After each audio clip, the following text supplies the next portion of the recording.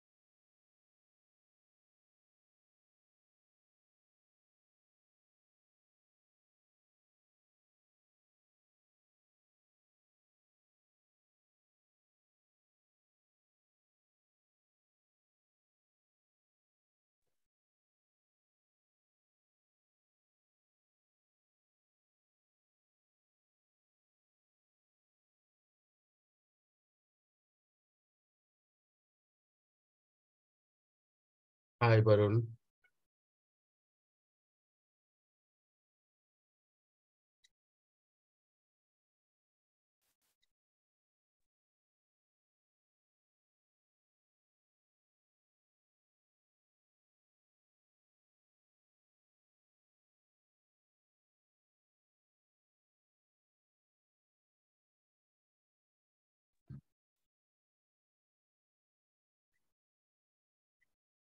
A very good morning, guys. Good morning, Shiva. Good morning. Good morning. Myself, Shiv Prasad. I'm the trainer for this session. Let me go get the host permission so I can start this session. Let's see. Okay. Let me just give me a minute, please.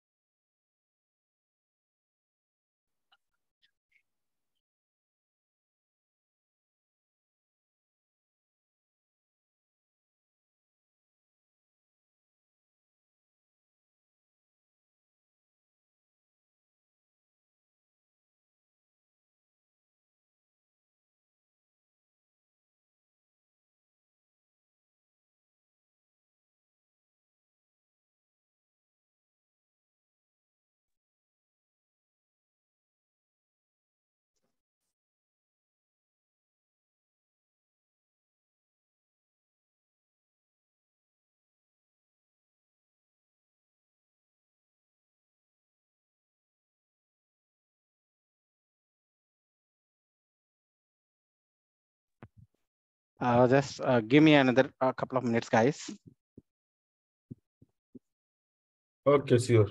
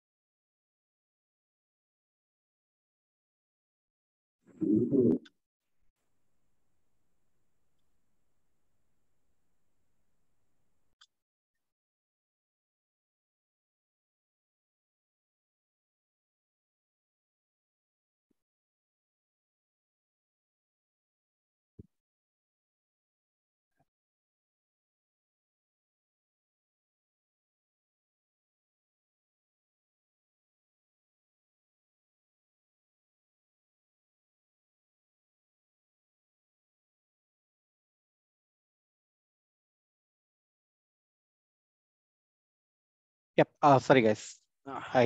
Yeah, myself, Siva Prasad. I'm your trainer for this session. So it is completely DevOps. This is a DevOps course content. I hope you guys have the course content. You might see that.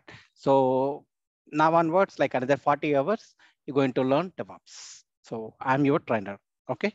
So if you related any questionnaires, if you have anything, this is the point of contact. And also, we will be created a WhatsApp group after the post session. Maybe Monday they'll create a group who are going to be settled in the batch, and they'll you can have a conversation if required to have, and I'll also be there in that group. So if you require any questions or anything, you can post in that. After this session is completely recording. We can see this record session is already recording. Okay, after the maybe session, right, today, tomorrow, or day after tomorrow, like they'll upload the session to G Drive, and they'll give you the G Drive access to you guys, like what are the email you provided while registration, you will get direct access to that Gmails, that G Drives. Okay, so it will have all the recording sessions, all the recording sessions will be uploaded over there, and you have lifetime access for that. Okay. Yes, Shiva Prasad. So you are the new trainer for the first time you're in this institute? Sorry? Means you are the new trainer for this institute? No. They I didn't give me about myself. I'll give you like a small introduction about myself. So Yeah. like I have around 14 years of IT experience, and I'm working as an like an architect in one of the MNC company. Like it's one of the product based company. So like last 7 years, I'm working on the DevOps, and the last 3 years, I'm working on the trainer. And this is my 16th batch here in this. Okay. Thank you.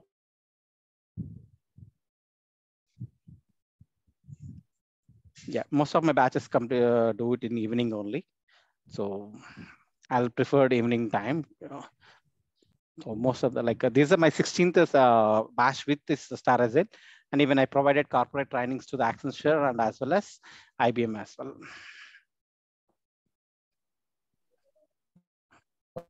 Thank you. Yeah. Thank you for the introduction. Yep.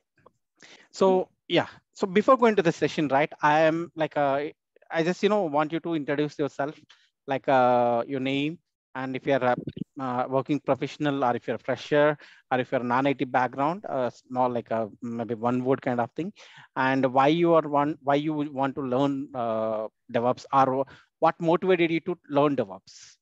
One line statement. So like I can able to see who are the audience, so that it helps me drive that session actually. So here we have a chat box. Anyway, I'll ping you. I'll say hi in the chat box. And Shiva, Shubhajit here, any rules for this 1 month program? I mean, you want to set like we need to do any assignments or anything we need to submit or anything? No, nothing, nothing. Or any material you'll be sharing, which yes, we can go through. Yes. I mean, so just the general rules, if you can set, so that, we are all in one page as to how this program will go for the next 4 to 6 weeks. Yep, sure. Like, every day I'll do a running notes actually. So what I do, whatever I'm telling, most probably I'll write a running notes. For suppose in the programmatic, say, like if I'm telling about the syntaxes, everything I'll take it up. And also I'll give a kind of command. Suppose if I'm going on through the commands, I'll take every command, I'll give it in the a kind of running notes. Okay, at the end of every session, I'll share that to you guys. And also for every topic, suppose if I'm completed a topic on suppose Maven, I'll share like some kind of material on the Maven. Okay, so you go whatever I'm telling, I want you to practice whatever we are going on that, and I want you to practice to the multiple scenario cases. That is much more enough for you. Okay, and how about the what content are you going to cover in next 6 weeks, and what certifications will it be aligned to in case we want to take an external certification? So every topic, like suppose if I'm telling Jenkins, I'll tell you like before at the time itself, I'll tell you like, okay, here this topic has a certification, and this is how you have to do the certification kind of thing. I'll explain like before the topic. Okay. And yes. Yeah, I'm sorry. Anything we need to set up in our machines, desktop laptops to basically practice and on any of these assignments you're going to teach. I mean, any of the assignments related to the topics you're going to teach. So any such setup is required? If yes, we need to just do it prior to the start of the session. For the for the coming for the tools, right? So I'll explain like how you have to install the tool, and maybe I'll give like another once I'll install. Many people usually do along with me. Okay, if they have any question, I'll take it up. So I'll explain you like how you have to first thing how the way I took, like it is always 5 Ws. Why, what, when, where, whom, a kind of these things. So suppose if I'm taking a tool, I'll tell you like why we require this tool, and what is the use of this tool, and how we have to install the tool, and how like how you perform the tool. And even the tool, right, like it demands some kind of responsibilities for the DevOps engineer. So that's how I'll explain like what kind of responsibilities. And moreover, like it's not something kind of set of guidelines, is something kind of with my experiences, whatever I saw, I'll usually provide it. Okay, this is the kind of thing. Even if I'm doing an interview, I maybe ask this question like this, I'll provide such kind of details. Okay. And sorry, Shiva, last question. Any course material we will be getting either from you or from StarAZ? I don't think so. You're getting anything from the StarAZ. I'm not 100% sure on that one. But from my side, you'll get running notes as well as these things, and some interview questions, some kind of problem statements. So you have to practice for you. Like this, you will receive from my side. Okay, the materials for this entire training program will come from you actually. Okay. Exactly. Yes. And you will be sharing that in the WhatsApp group which you're going to create, or based on the people interest. If they want to have like anyway, we will share it in the drive, but that is the end of the time. But if people want, I usually share that to the WhatsApps, and later maybe like after completion, right? I'll ask like StarAZ team to upload all those documents whatever shared. They'll be uploaded into the drive as well. So you can get that whenever you want to. Got it. Thank you very much. I'm sorry for asking too many questions. No problem. It's a good thing if you ask. Like it will have you guys will have. We all on the same page. That's very important, actually. Hi, this is Hemlata. Hello. This is Hemlata. Probably you would have answered, but I have missed it. So the recorded sessions you would be sharing in our mail IDs? Recording session will be uploaded into the G Drive, Google Drive. You will get access to the Google Drive whenever there is a session uploaded. You will get notified with your Gmail. What are the email ID you gave it to the registration? Okay, thank you. Okay. And another thing, so would you be explaining or teaching the complete flow, right, from writing the test suite using XML files and configuring a board? I'm basically from telecom background. Mm-hmm. So we do this testing in CA platform. So would you be explaining that as well? So suppose if I'm writing a scenario, right, like I'll always see, I have very limited time, madam. So what I'll do, right, I'll always give you a kind of one use case is only one use case, 1-2 use cases most probably. Suppose if you just consider the testing, right? So for one use case for the TDD and one use case for the BDD. So that's how I'll go on. If my time is very limited here. And also you hope you are aware on the course content, we have a huge content and I require to share on that. but we will try to cover as much. We'll try to cover each and everything for at least one use case, and at least like suppose if some topics it required to take elaborated explanation, but some topics is not required elaborated explanation. Sometimes sometimes we have to get an information, sometimes we have to work on that and we require to get a elaborated explanation. So based on that, I'll take care of you, like, okay, yes, here you get it, you required a elaborated explanation and you require to do this and all, and here, yes, this is a kind of for your information. You're not going to do anything like your maybe what I can say. We also DevOps is kind of connected with multiple people. So there, I'll set it up your responsibilities on that one. Okay. And one more thing. So would you be covering Python automation? No, madam, we don't have. Okay. We don't have Python here. Okay. So Shiva, you will be sharing the course content, after today's session, so that I hope you guys have it, right? Like. No, I didn't receive that, so I don't know about the others, but I have not received any course content about. Okay, what will be part of this 6 weeks program. Maybe I can connect with the Star Azure support team, so they'll help you with that. Maybe I can reach out to you guys by Monday only, because today and tomorrow we won't have any of these things, so they can help you on that. Okay, sure, I'll do that. Thank you. Hello. Yes, sir. Yeah, Anish this side, Shiva. Actually, Yeah. is there share to what topic exactly covered by today's session? Today mostly it is introduction about myself, and like some of kind of DevOps related, some kind of DevOps related architecture we see, and why I have to learn DevOps, and what simple, like what is the DevOps, why I have to learn DevOps, and DevOps methodologies, what is this thing. So we will see the introduction of the DevOps, and at the end of the session we will try to like a cover on AWS EC2 instance creation. Yeah, today's need to laptop for the practice purpose. Sorry, today, today's need for the laptop for the practice purpose. No, I didn't get your question. Actually, there is need to laptop to configure. For the practice. I think he is using mobile phone. I think. Okay. For laptop. Okay, laptop. Attending by the mobile phone. So. Okay. Yes. Yeah, actually we are creating an EC2 instances. I hope like you guys are aware on that, but I have to take it like, because it has a huge role play in our course content. Yes, I think like you required a laptop, not today, not maybe like maybe for the session you can concentrate how I'm doing. After the session you can do the same thing into your laptop. You can practice that with your laptop. Okay, got it. Just basically I need to.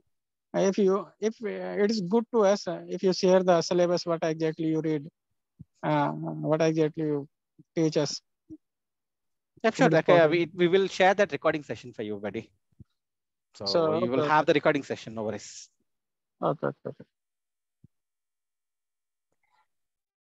Hi, Shiva. Good evening. My name is Velubran Kanayan. Okay. I work as a senior project manager in an organization, in a software organization. Okay. Do one thing, I want to know one thing. How much will it help to me, DevOps? See, I'll tell you one thing. Okay.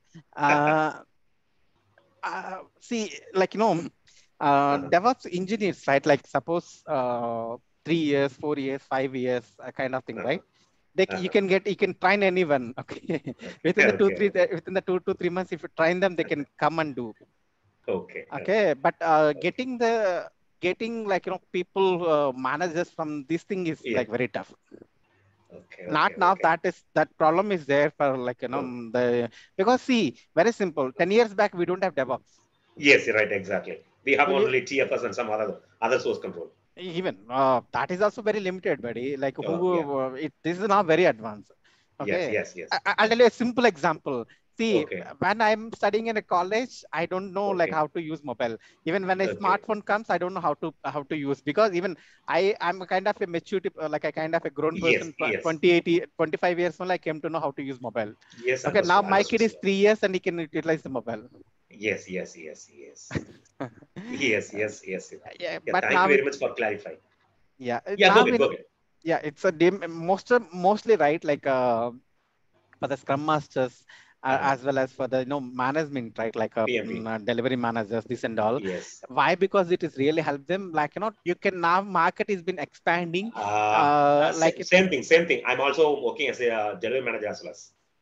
Yeah, because when you take it up to the client, right, a simple thing, if a client is asked something, you can't look for the developers, Yes, yes, and you can't put a blank page onto the client, right? yes, yes, right. Even if client is ask you a kind of, okay, hey, can I we should do answer this thing? something. Yes, yes.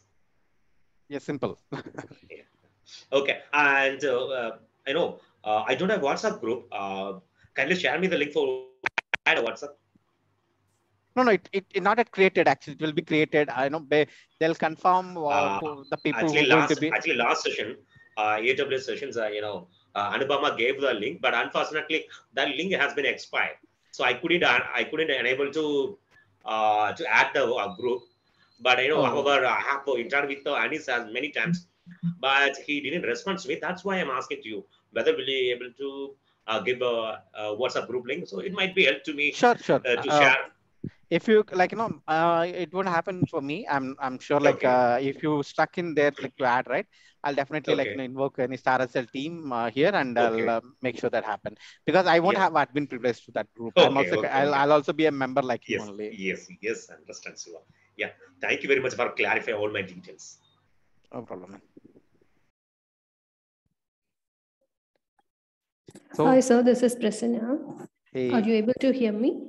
yeah, I can completely clear. Sir, from the chat box message and the conversation till happen, I think all of having some IT background experience. So I'm new to IT. I'm little scared whether I can No, complete madam. this group or not. No, no, no. That's the reason. See, that's the reason I always ask, like, even it's not good to ask, like, kind of what experiences you have, but it only right help me to take it up. See, not only now, even if you go to the any learning program, it kind of mixed people. It not say like here you may have I may have a freshers, I may have like non-IT background people, and I may get it like delivery managers, even like some kind of director level also, like people join in my sessions actually. But I have to mention that my session will go a little bit slow, maybe like I'm not sure about others, because my session, this is a kind of very new to everyone, not only for the even if they have an IT background, what are the tools we are going on the DevOps is quite completely new. Okay, the funda of the particular tools are very quite new, so I'll go on very basic. So even I usually get complaints, say Shiva sir is going on very slow, like we're getting bored, kind of thing people Okay. say. No worry on that, so I'll take it up. Even I won't use very hi-fi language. I'll go on Okay. very keen and normal language to understand you guys. Okay. So thank you. Thank you. Okay. Hello, sir. Good evening, sir. I'm Amit Mohan. Am I audible? Yes, Amit, I can hear you. Yeah, actually, I am from electrical background. So kindly, ma'am just told that sitting all from this is for your knowledge. So I am from electrical background. So just keep in mind. So um, uh, try to make us understand like that way that which will be beneficial for us, right? So this Yeah, is my even concern. I'll tell you. So even if like other backgrounds is fine, if you're coming with a different backgrounds, like it's going to be watching Korean movie with subtitles. Yeah. Okay, Yeah. Yeah. you watching like a Korean movie with subtitles. Like Yeah. sometimes, why I told you, like even you can say like different language, but Korean people, their you can't see much expression with them. Maybe it's a Yeah. kind of a comedy scene, it's a horror kind of thing, right? You can't much get expression from there, but you have to see the subtitles and you have to understand the concept kind of thing. Yeah, sure, It is sure. going to You be are like that correct. for you. Yeah, definitely. Concentrate and like whatever it will be required, I'll try to make it correct. Sure, you have to practice well and you can get that. Yeah, sure. Thanks. Mhm. Yeah, hi Shiva, Ashish here this side. Good evening. Uh, Okay. Hey. so hi. So like I'm from QA and I know like DevOps how happen in a company, but like this course syllabus, does it have as you mentioned, there's no Python or Unix or the basic, but if we want to have a career in that, even that required they do automation through DevOps. So Yes, sir, how like can we how can we get that knowledge? Like we'll guide to like how extra what we can do to be a part of an even the automation part of a DevOps process. So in the automation part of the DevOps, right? Like we are going on the Jenkins kind of things. Like here we are going on the DevOps. Okay. So you're like Python script kind of thing only it will come. So other than that, it won't. We won't have much scope for the Python into the DevOps. Okay. After the later on DevOps, like if you're going on any other automations like for the AA and ML ops, all those things, there is a Python has a huge role. But here in the DevOps, they're like a more tool instead of technology, there are more tools is placing a major role actually. Okay. And So what are the fundamentals of Unix or Linux? You're not required to have fully grown up in those things like Linux kind of thing, but you require a little bit knowledge on like how things is required. Like suppose what is how you want to see the files, like how you created a files, like this, like a little bit kind of basic knowledge you required to have a Linux. So that will be part of the course. Like I mean, you will guide through that, like where with the gaps to fill that. So it's based on like your request. Suppose if you guys are not aware anything on the Linux, I'll take it like I can spend another 15 hours, another half an hour for that. It won't be a big deal. So I'll take you to the basics. I'll take you to the basics. Yeah. Please, sir. I'll do that. It will be helpful. Or even if you give assignment for a week, like what we can explore on like Monday to Friday, that will also help to. I always, what I always ask you, right? Practice whatever I'm telling. Then you will see like once you started practicing, right, you will get hundreds of questions. So try to solve your hundreds of questions. That is fine. Okay, so whatever we are telling, like what most probably I'll cover theoretical and practical sessions. So sometimes whenever I'm telling theoretical, when I'm practical sessions, I ask you to replicate. I ask you like, you guys is required to do the same thing in your free time. So like I suppose if I created if I do a Maven build, I'll ask you like, okay, do the Maven build, but I'll intentionally sometimes I give you the code as a like error code. Sometimes I'll give it to you like shown you like different things. That's how it is happened. So there, like, you guys is coming up like definitely like, I'm sure like, most of the people come say, I saw this is the kind of error we are facing, how to solve. Then I'll tell you, okay, some people say like, even before responding me, some people say, hey, just change this thing, it will be fixed out. Like this, it has happened. Yeah. Shiva, Anshuman this side. Yeah. I have been in telecom sector from last 15 years. So currently I want to switch to DevOps. Okay, I have some knowledge on Kubernetes and Linux, etc. Okay. But still you can consider me as a fresher. So Okay. I may have much more doubts and questions. Okay, so I expect full support from your side. Full support mean to say what kind of support? Any technical queries I have, or how the real-time scenario goes in sector, how the projects work are done, like those things. No, see, most probably I cover whatever the content, whatever we shared on that. Okay. If I have any other questions, definitely I try to answer. Like, I'm sure, right? Like, Hello? Hello.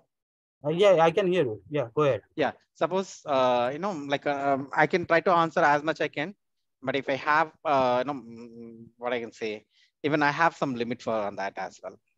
Okay. So, sir, maybe like not in the session, but if you have some doubt, there is the WhatsApp group. Will be placed where we can post our doubt and we'll get back to us on that. Yes, definitely. That's the reason we're creating a WhatsApp group. Yeah, sounds good then. Hello, sir. Yes. Hello. Yeah. Am I audible? Yeah, we can hear you. I'm Annapurna here. So the theory part, what you're teaching we will be going to get that in a PDF form in WhatsApp group, or we will going to get that in through mail. PDF mean to say like we will share you some kind of material for what is happening on that each and everything. Okay. 1 second, I'm getting some disturbance. Yeah, some disturbance is going on, sir. Okay. Yeah. So I'll share you like the material, whatever we have on that one. But moreover, right, we not only theoretical, we always use, always ultimately, it's a kind of combination with the theoretical and practical. So my entire things will be a kind of a combination for both. Okay, sir. Okay. Okay. Okay. And when we can expect this laptop to be beside us? I mean, we need in today's session. Yep. Today, yeah. So it's a 4-hour session. This consider like we started by the 7 o'clock, and Okay. 9 o'clock we will take a break for 15 minutes to finish up our dinner. Okay. Okay, sir. Okay. So the after the session, maybe like I'll take all your introductions, anything on now. After that, like remember, I'll teach you how to create a EC2 instances, AWS Okay. EC2 instances, like a cloud EC2 instances kind of thing. So Okay, sir. there, right, like it required because our session is we required that those details like for our section further sessions actually. Okay, sir. Thank you, sir. Thank you. Hi Shiva, this is Shubham this side.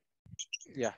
As you said, you have a vast number of experience in DevOps domain. So could you just let us know that what is your day-to-day activity in your project, means which tools you are using in DevOps and all. And my Yeah, second sure. question is how Azure DevOps is, means I'm working in Azure DevOps domain. So how AWS DevOps and Azure DevOps are different? Means if someone wants to switch in AWS platform. So these are the two questions. Okay. Okay, I'll explain you. See, like yeah. So suppose, right, like if coming to my tools, right, like I'm purely on the platform engineering side and a kind of SRE side. I mean to say like mostly most of the activities we will do like a kind of a POC. I'm an architect level. So mostly I do the POC. Suppose if any new tool has been there, like we will always try to bring it up. I'll do the POC and I'll bring it up that into the kind of, my environments, and I'll make it up to the company availability to the entire company. Okay, that's my responsibilities kind of like it's kind of, we'll design the architects for the projects as well. And like most of the times we do the POC work actually. Any new technologies or any new tools required, we will integrate that we try to integrate that with the my company standards actually. That is a major responsibilities of mine. But coming the tools, like we'll go on most of the tools like Kubernetes will go on, and like OpenShift is also one of the similar kind of Kubernetes. We work on the OpenShift cloud technologies we use, and Jenkins, Git, all these things will be part of our day-to-day activity actually. Okay, but I'm not doing the Jenkins nowadays. Like for me, I'm taking a much of like a new tools kind of integrations. So that's the one thing I'm nowadays not using kind of to say.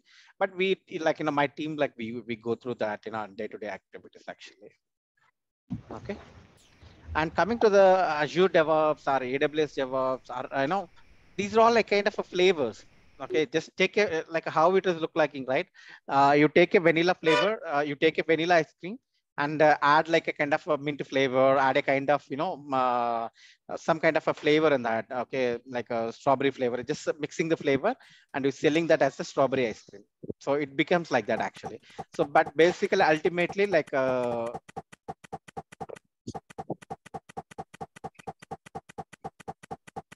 One second, guys.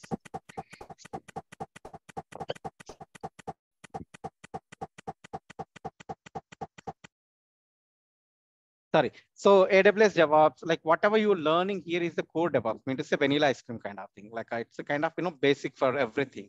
Now if you're going on the AWS or Azure DevOps, it's a small part. It's not even that. We don't have that much bigger part. Whatever you're learning, like mostly like 20 to 30% of activities only going to work on there. It's very limited kind of thing you have there on Azure and as well as at AWS. Okay, but ultimately this is the basic kind of thing, like whatever it's a core kind of thing. So the AWS and Azure, right, like whatever they're trying to do, they're trying to do the replicating of the tools. Suppose like I have a Git, one of the tool called Git. Okay, so what they do, like they call it as a code commit. So however I'm working on the Git, it is like like if I have 100 functionalities, they took 15 functionalities over there and they created a code commit and they're selling that as one of the DevOps product actually. That's it. Okay.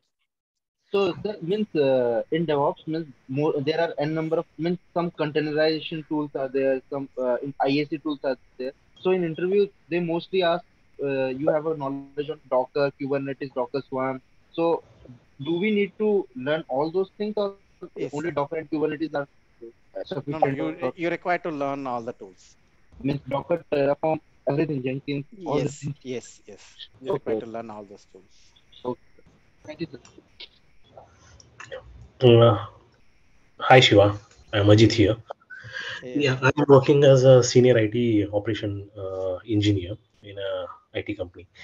So I completely work on a window-based platform, and I'm into monitoring application system and troubleshooting issues built using .NET. Okay. Uh, okay, I do routine maintenance and working on the application patches and updates and all. So I just want to know how it's going to help me, how this course is going to help me completely, because I come from completely based on Windows based platform.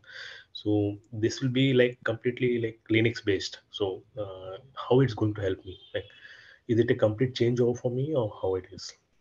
Basically, I'm a IT operation support engineer. So Okay. No, sir, like, whatever you do, similar, like, the only help, right, for you, terminology, it's going to be the same for you. That is the one.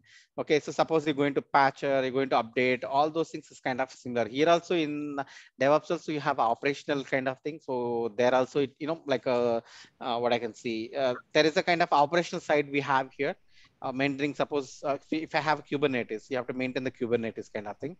But like required to have, it's not required to have like very strong knowledge in the Linux, but a limited knowledge, like a basic knowledge, is also fine for that. But here most of the times we are going on the specific tools, as a telling, right? Here mostly like we are going to deal with the tools, not on the technology side much. Okay, but maybe for the, you take the technology, one technology, for that you'll have a lot of tools, but we are going to learn with one tool how you're going to enable the technology.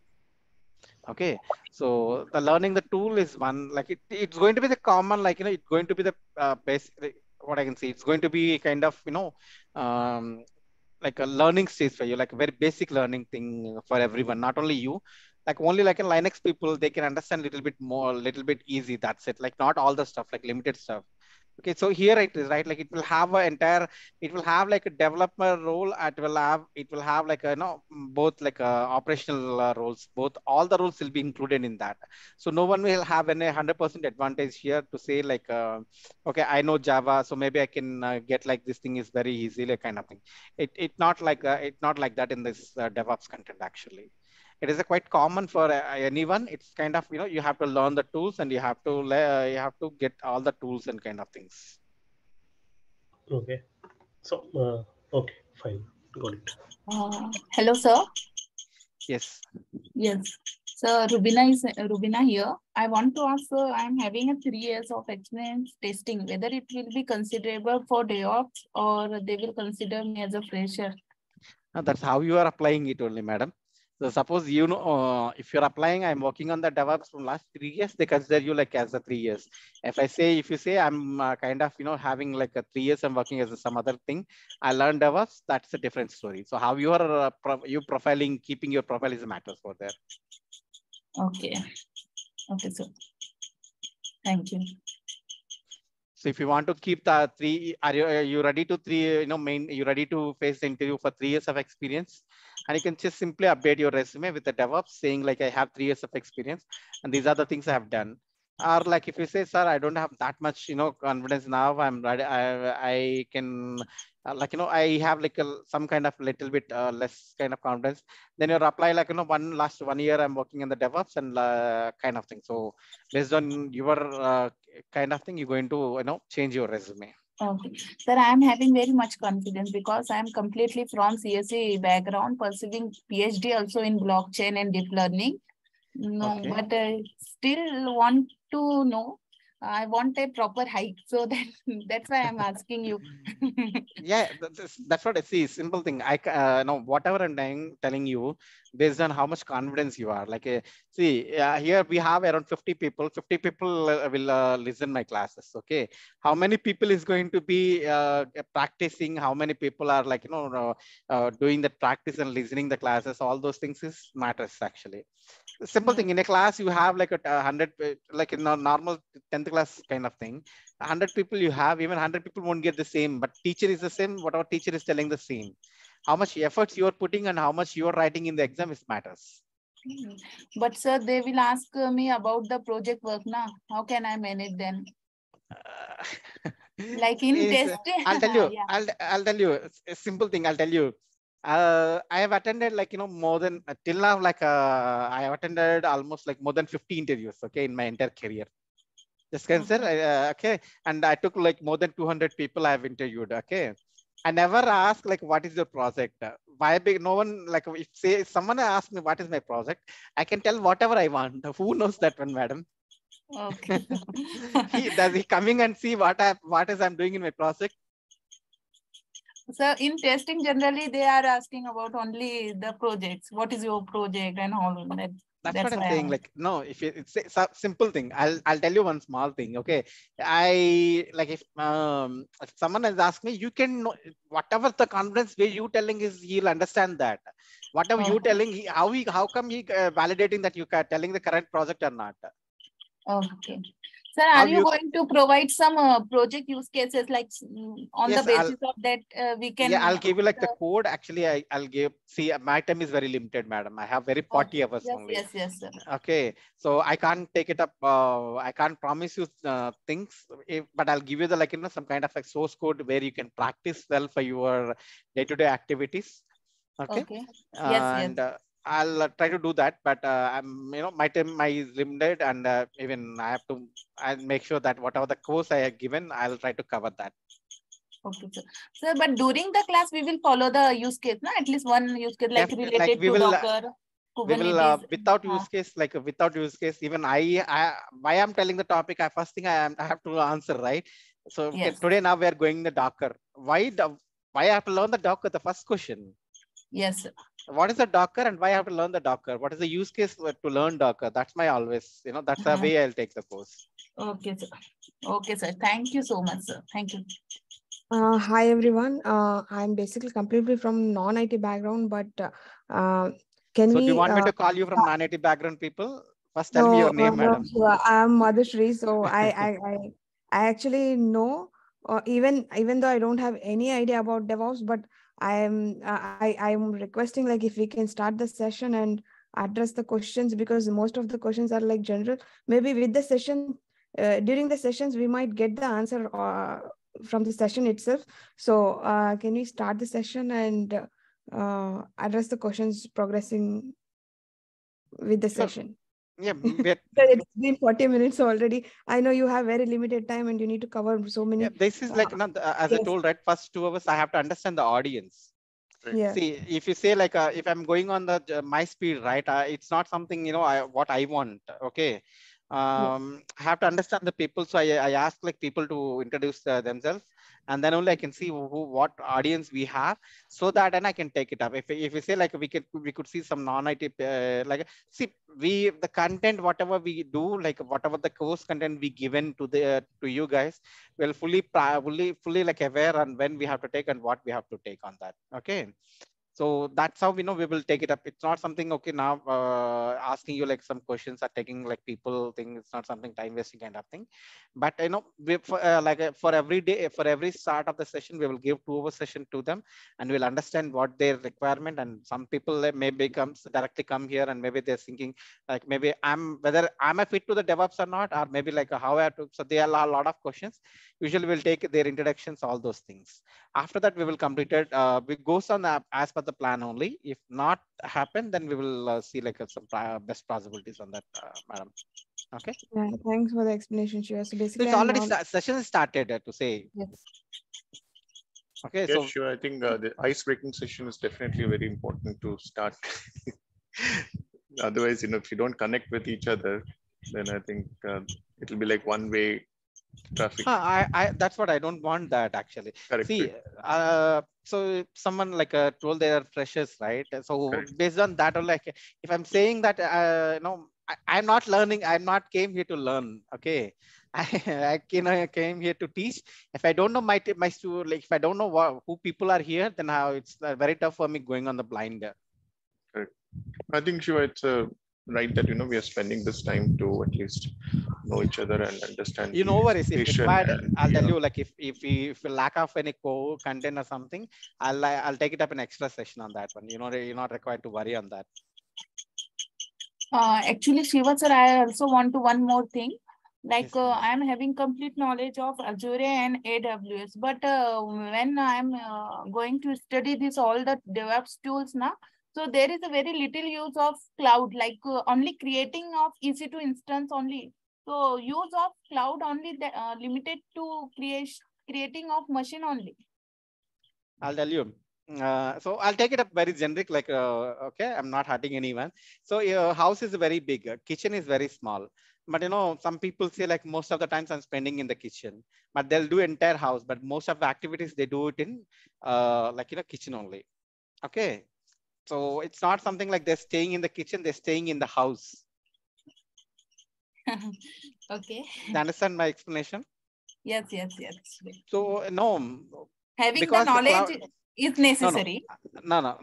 I'll explain you. See, cloud is most of the times we're gonna use as an infrastructure. Okay. Yes. So infrastructure is one we require. It's kind of a house where you're building a house. After you having your house, you're going to maintain your kitchen. Okay, you're going to maintain your kitchen, like most of the day you're spending your time in the kitchen. It's not something you are like you're not staying in the house. Even if you're staying in the kitchen is in your house only. I mean to say, whatever you're doing, your applications, whatever you're hosting your application, that is purely depend on your infrastructure. That infrastructure is coming from the cloud. So you require your cloud background. But most of I'm asking the same. Only very limited services we are using in DevOps about like from the cloud. That's why. Yeah. Yes. For the DevOps perspective, we will going to use limited, very limited cloud services here.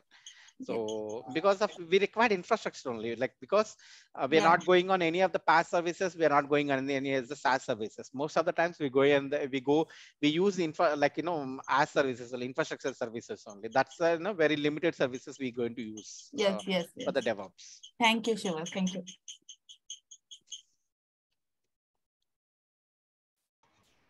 Yeah, hi Shiva. This is Dipanjana here. So I come with 12 plus years of experience in software testing. I'm now managing multiple agile teams, and recently we have moved to Safe Agile. Okay. And I don't come with any knowledge on Linux. So will that be a challenge for me to learn DevOps? Definitely. It's a new course, not something like you aware on that, right? So new course will always challenging for anyone, not only you, because now first thing you have to understand the understand the problem, like what usually the problem, what use cases you usually have, kind of these things. And next, terminology. Okay, the second thing is terminology. So whatever we seeing your terminology, it's going to be the you'll see huge differences in the terminology when you're coming to see simple thing. What I can say, if you're a developer, if you're a tester, you're seeing our other side of the coin. Okay, if you're Linux background or something, you are seeing the coin, but you're not been into that side actually. Yeah. So it will take some time, but first thing, most of the things, it's going to be the common for everyone, madam. I'm telling you, like DevOps is not something like where it's not going to be a favor for any technology. It's a kind of everyone will have their scope for the DevOps. Everyone played like every technology played a small role in the DevOps. That's it. So everyone has to learn like from the start to end. That's it. Okay. Yeah. Sure. Thank you. Yeah, hi Shiva. This is Mona Lisa. Am I audible? Hello. Yes, madam. Yeah, so I am basically from a software developer background. Currently, I'm associated with TCS. Currently I'm working in ETL Informatica profile. So I just wanted to upgrade my current profile to DevOps. I have gone through some of the cloud concepts, means I have done some certification in clouds as your cloud concept. And apart from that, I have done some DevOps basic course as well. So I just wanted to know, like, is it like DevOps is only for the cloud infrastructure projects, or it can be used in means other than cloud also? No, it can be As of used my in other than the knowledge, cloud. DevOps is for it's a process automation. Yep, like It's like you can say process automation, but it's not something only for the cloud. You can do this with the on-premises as well. So it's not something like only for the cloud kind of thing. So you can do it from the on-premises. But what happening it, right? A simple like when you're migrating it, right? Like suppose my application has been there that it's a traditional. Suppose if I'm taking a Java, if it's a traditional Java application, so where that I'm converting into the microservices. Okay, so that's the one of the process automation. It start from the coding basis, like me to say your programming language, what your application is designed. So from there, like from the normal application, from the standalone architecture, we are moving into the microservice architecture. So there you see, yes, okay, there is a upgradation is happening. That upgrade, while doing that upgradation, you always prefer, like if I'm going on the DevOps, like where I can go on this thing, because nowadays a simple thing I'll tell you. Previously we don't have these much mobiles or laptops or these, we don't have these much uses for the activities. A simple thing like now, just consider how many people working on watching on videos on YouTube. I think Everyone. Okay, so even including kids also, everyone is watching on that. Okay, everyone is watching on that one. So like how now previously we will have like, okay, how many people are watching videos. Now that will be changed as how much time people are watching videos on YouTube. That much upgradation is happening. So now it quite common, okay, people are watching, but how many hours they're watching is matters now. That is the upgradation happened on that. So the similar manner, like when you're doing that upgradation, so now if YouTube need to be survey, or if YouTube is required to, like if YouTube need to be like available for every time, like all the videos, different types of videos, that it required a lot of infrastructure. Okay, if you're maintaining that infrastructure with your on premises, is not that much, that it's not so much easy. Nowadays complexity infrastructure is become very huge. Okay, I'll tell you one, I'll tell you like one use case. So how many people are using, like how many people book the tickets in IRCTC?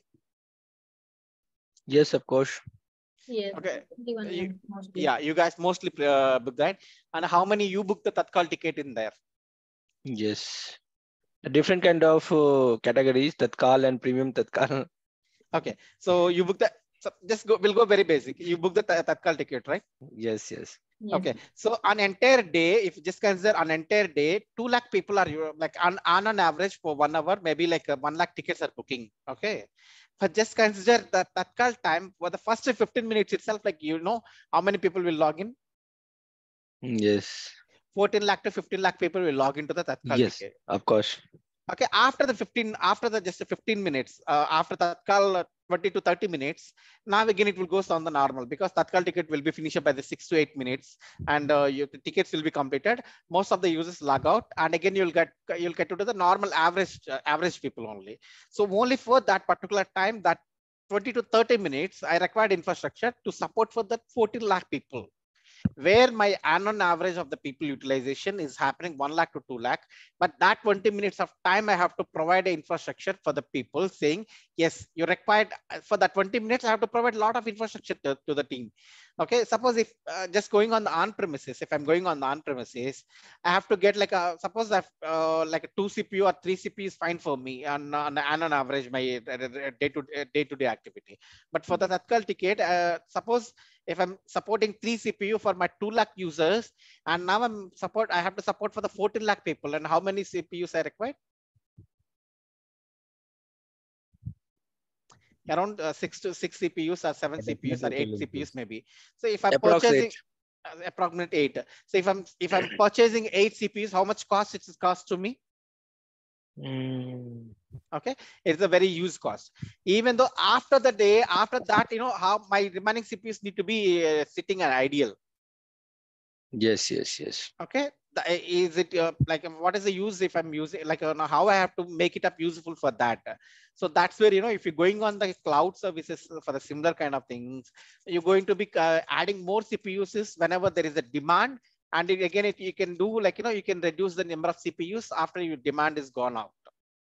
So these are the kind of complexity infrastructure scenarios we called, and based on that only, like nowadays people are going on the cloud because of this thing only. Okay. Yeah. Understand the scenario?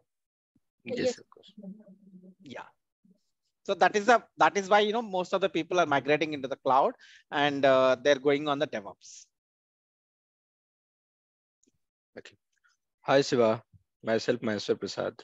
Hello. Actually, I have 10 years of experience in Java technology, basically. Currently, I'm working on Sopra Banking as a project lead.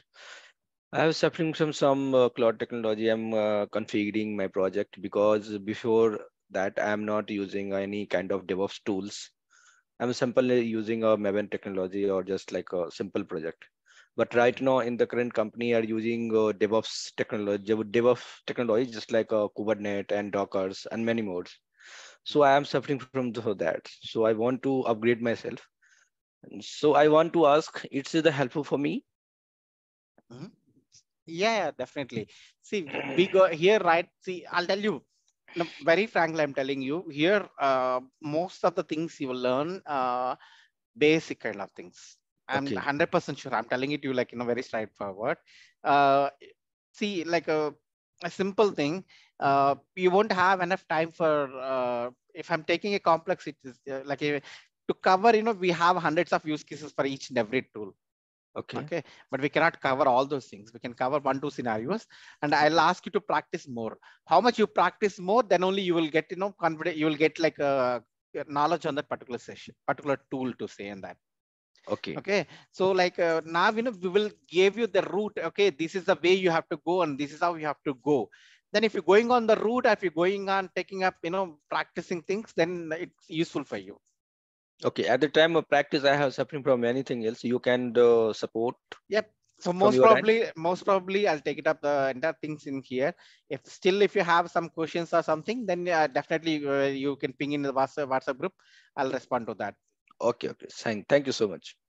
Because see, on the day I have my professional career as well, and even remaining time I have to spend my family both, or I have to manage. Yes, of Along course. with that, I have to give you these things. Yes, of course. Thank you.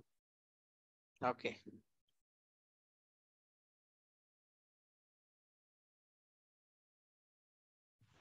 Shiva, should we take any notes from the session, or maybe that's not required, so we can hear the recorded session and also practice whatever the assignments you're giving? It's up to you, buddy. It's based on how your convenient is. It's up to you, because some people take it as notes. Some people while I'm telling itself, some people practice that the thing.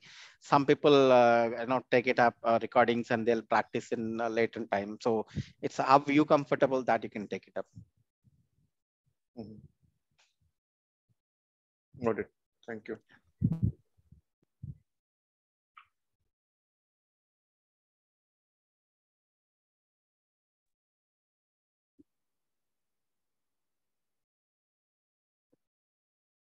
Hi, Siva. This is Vani here. Yeah, hi. Hi, ma'am. So, are we providing any kind of lab practice or not for this? See, even we are going on the 4-hour session, buddy. You're required to practice that 4-hour session for the week. It's much more enough for you. Okay. And I kind of suppose after completed that course and everything, so will you help us to make a resume and any kind of mock interview section is there or not? That we want to know also. For resumes, I'll share I have like a dumb kind of resumes. Like I have around 70 to 80 different types of resumes with the cloud. I'll share you that with you.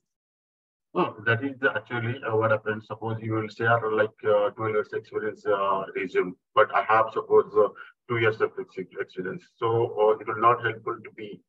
So that what we will do at that time. No. Can you ask again your question? So I didn't get you clear. Suppose you will provide the dummy resumes. Okay.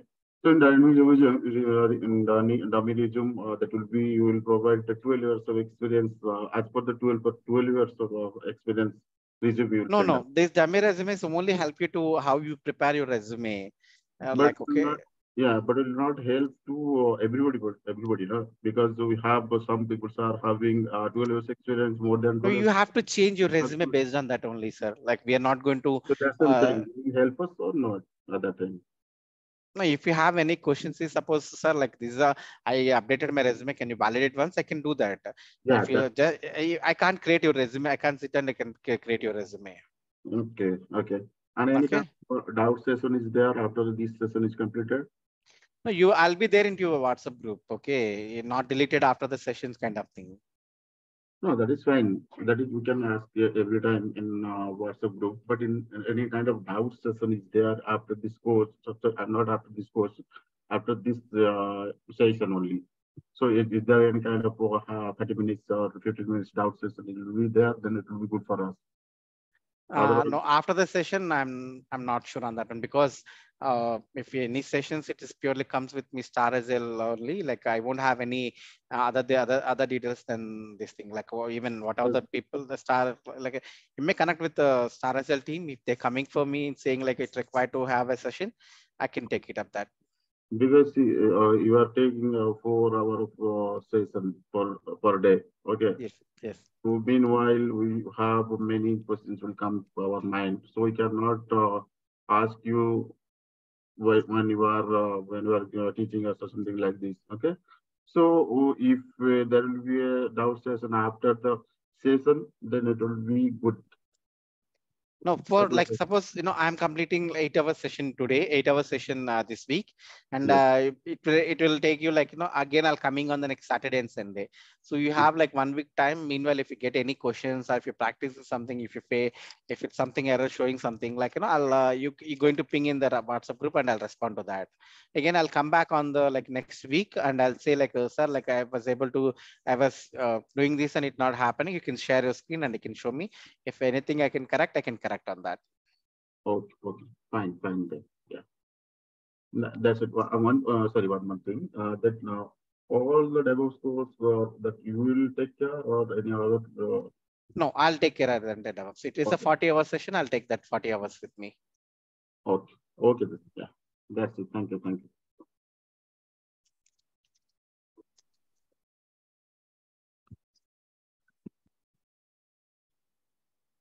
Anybody has any question, then you can ask now.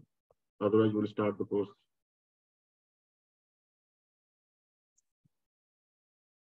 I think go ahead. I think almost it done.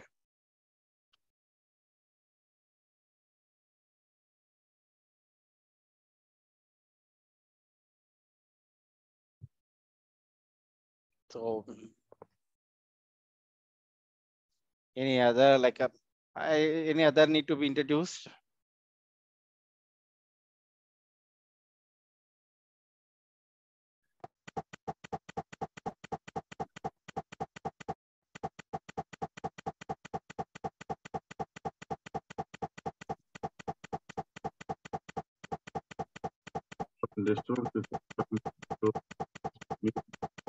I think some Varun, I think some distance from your side, man.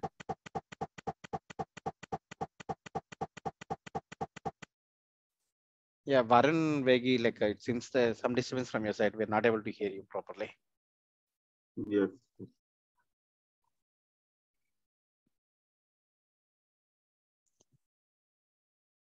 I think Siva can start.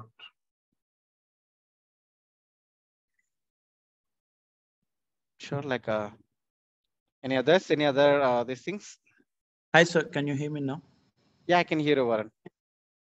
Yeah, I'm from civil engineering background, so Oh I my don't God. know. So I don't know any of this software or anything. Okay. So even it's not going to be a Korean movie, man, for you. It's very tough. You have to do a lot of practice, buddy. I know. I'll tell you. I'll give you only one suggestion.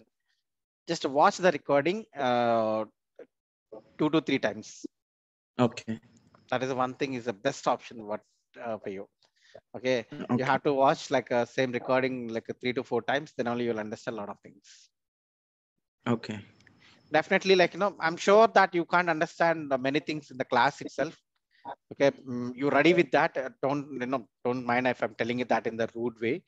but that is a practical thing. Okay, so I'm sure Yeah. that you won't understand much things in the class, but I always suggest you take 2-3 times the recording session and practice it. Then only you will get a very good enough knowledge from that. Okay. Okay. Sure. That is the only suggestion I can give you. Even okay, I'm not downing your capabilities or something, but I'm seeing the possibilities and probabilities for you. Yeah. Yeah. I understand. That's fine. Thank you. I'm sure.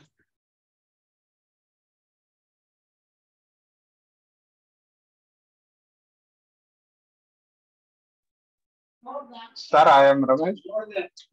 Hi, Ramesh. I am working as a CSK associate to validate a pharma industry IT department.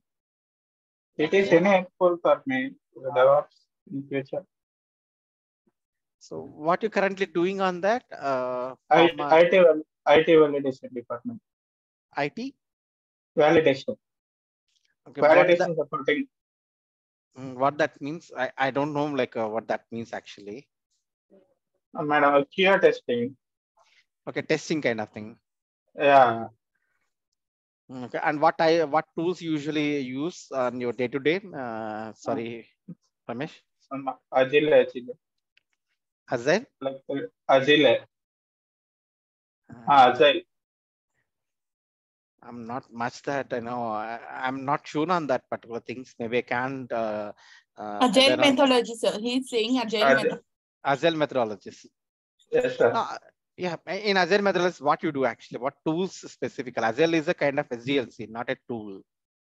Okay. So presently I am some document preparing, then testing IQ and work feature validation. Something in pharma IT. Okay, if you're Agile, it is it could be, it is okay for you to you will have most of the things with the same. DevOps is extension to the Agile actually. That's a Agile methodologies. After the extension of Agile only DevOps comes actually.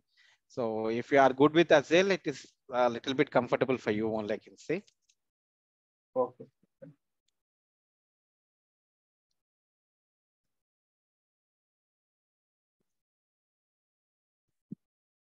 Hi Shiva, this is Pooja here. Hey Pooja.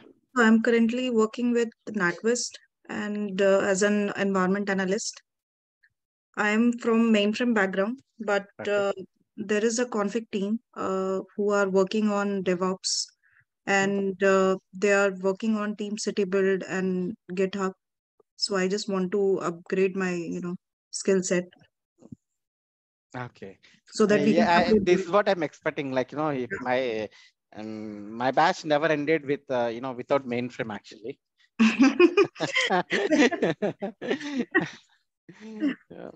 Okay, so again for you, it is a quite complete new picture coming to you, madam. I'm sure that. So whatever you have there in the mainframe, and it's going to be the complete different things. Yeah, correct. The only one suggestion I can give you, right? Never compare your things with your mainframe. Sir, in mainframe, I'm doing the change management here, like you're telling in the different. The process is the same. Yeah, they maybe you call it as a change management tool. Here you're calling it that as a different tool. Okay, so never compare your things to the DevOps. Yeah. Okay, that's one thing you require. Then you'll you can learn happily. When you start comparing, maybe I'm doing this mainframe in like this, maybe I'm doing that in the mainframe like this, then you can't get actually. Because I also work from, I also came on the mainframe background only. Yeah, okay. Right. So, yep. It's my personal experience. Sorry. Yeah, I got it. So my team is also working around this Team City Build and UCD. So I'm still learning all of those. Yep. Team City is also good, but very few people are using Team City. We are going on the Jenkins here. We're not going on the Team City. Team City is a kind of not an open source tool. So, but okay, you'll understand a lot of things. Maybe you can relativate it, what are the knowledge with, what are the Jenkins knowledge, have to relativate with your Team City actually. Yeah, okay. Or else after Jenkins, after completion of the Jenkins, strongly advise watch some videos on like how TeamCity works, because process is the same, whatever it is the same. Like no, I'll tell you the differences. A simple thing, like you have a MI phone and you have OnePlus phone. What is the difference? You I have think MI. some. Only the cost difference. I think some security difference. Security differences, the Yes. cost differences, future differences. Yes. But Yes. ultimately, Yes. that is a phone, and that is a phone, and this is a phone. Yeah. Okay. Yes. Yes. Basically, both are phones, but each and everything. Like each phone have their own set of features. A similar manner Correct. here also, Jenkins have separate features where like your TeamCity has a separate features. Of course. Yeah. Okay. So now you have to relate yourself like, with the Jenkins to the TeamCity. Yeah.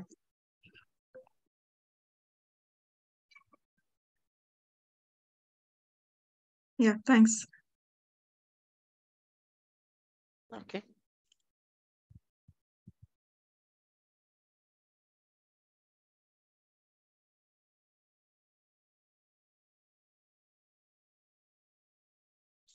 So any other questions, guys?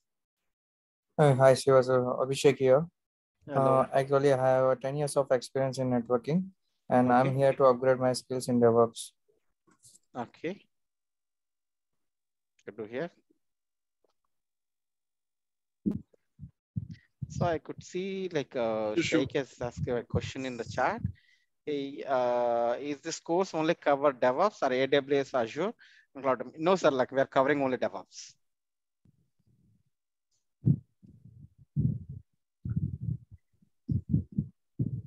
Shiva, what are the roles within a DevOps team? Yep. Like I'll take it up. Like once I start my session, I'll take it up in there. Like I'll give you like sessions, kind of what kind of roles. I mean to say capabilities. Even I can't call that as a roles. I call that as a capabilities. Like we usually have like different types of capabilities, but they're based on experience wise.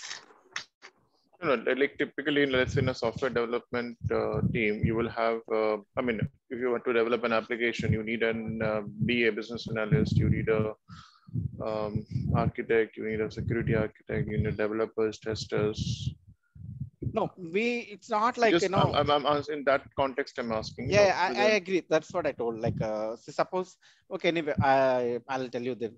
See, suppose, this developer, this DevOps, right? Usually, like, you have a DevOps engineering is one role, and operational support is one other role. Most probably, these are the two basic roles you have. Like, suppose from the fresher to the like technical leads or like a team leads position to this thing.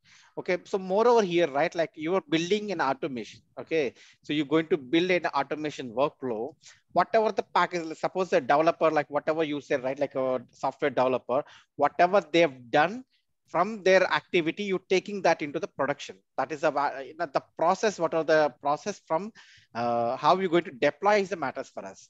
So you're not going to write any code. You're not going to create any package. I mean to say, like, you're not going to write anything in the code perspective, but whatever the code you have, you're taking that and you're deploying that into the what are the server production server you have. That is your responsibility. Okay, so for that you have a lot of tools, and you're you're by using a lot of tools, you're making that an efficient process. You're taking that as an efficient process. Okay. Okay, I mean, I generally heard like there are some DevOps champions, then you have your developers, then you have testers, then you have tool specialists, then you have architects, then you have overall project, manager. So in that context, I wanted a bit curious on who is the real, see, like, no, I'll tell you. Why DevOps, I know the perception people are thinking DevOps, right? You're learning a lot of tools, buddy. Not only now in the fort, like just, consider you're learning a lot of tools now. Okay. So who having knowledge on the more tools, they're champion, simple thing. Okay. If you learn more tools, you're the champion. That's it. Not only here, like because now as a DevOps engineer, you're taking like a lot of tools. You're going, you have to understand the developer's perspective, and you have to understand the operational perspective. Then only like with that only like you're going on this thing. Then only like that's the reason people thinking, hey, you're a DevOps engineer, man. Like you know more than any other people. That's the reason they're paying you more as well. Okay, that's the reason they're paying you more because of many things. Many other things like compare with others. More than anyone actually. Okay. So, like for example, in a typical development, you will have a developer, who has a fixed role, and then you have an architect who has a fixed role, and then a security architect again, he has a fixed role. Then a business analyst, he has a role. So I mean, typically, if you have to run a DevOps, CI/CD basically. So what roles you would typically have, in this entire, No, here also in DevOps also you have developer. Here DevOps also you have also like same like technical lead, architect. Here also you have a same thing. There is nothing change in there. Okay. That role, that responsible role is the same, but responsibility will be changed actually. Okay. Okay. Got it. Got it. Thank you.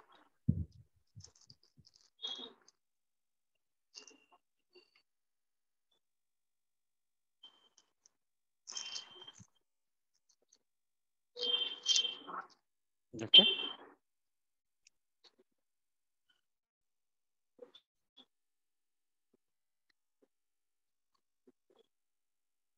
So any other questions?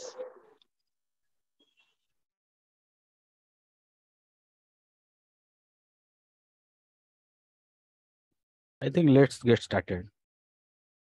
Sure, I know. Sorry, like I know when to start it, buddy. So you don't need to worry on that.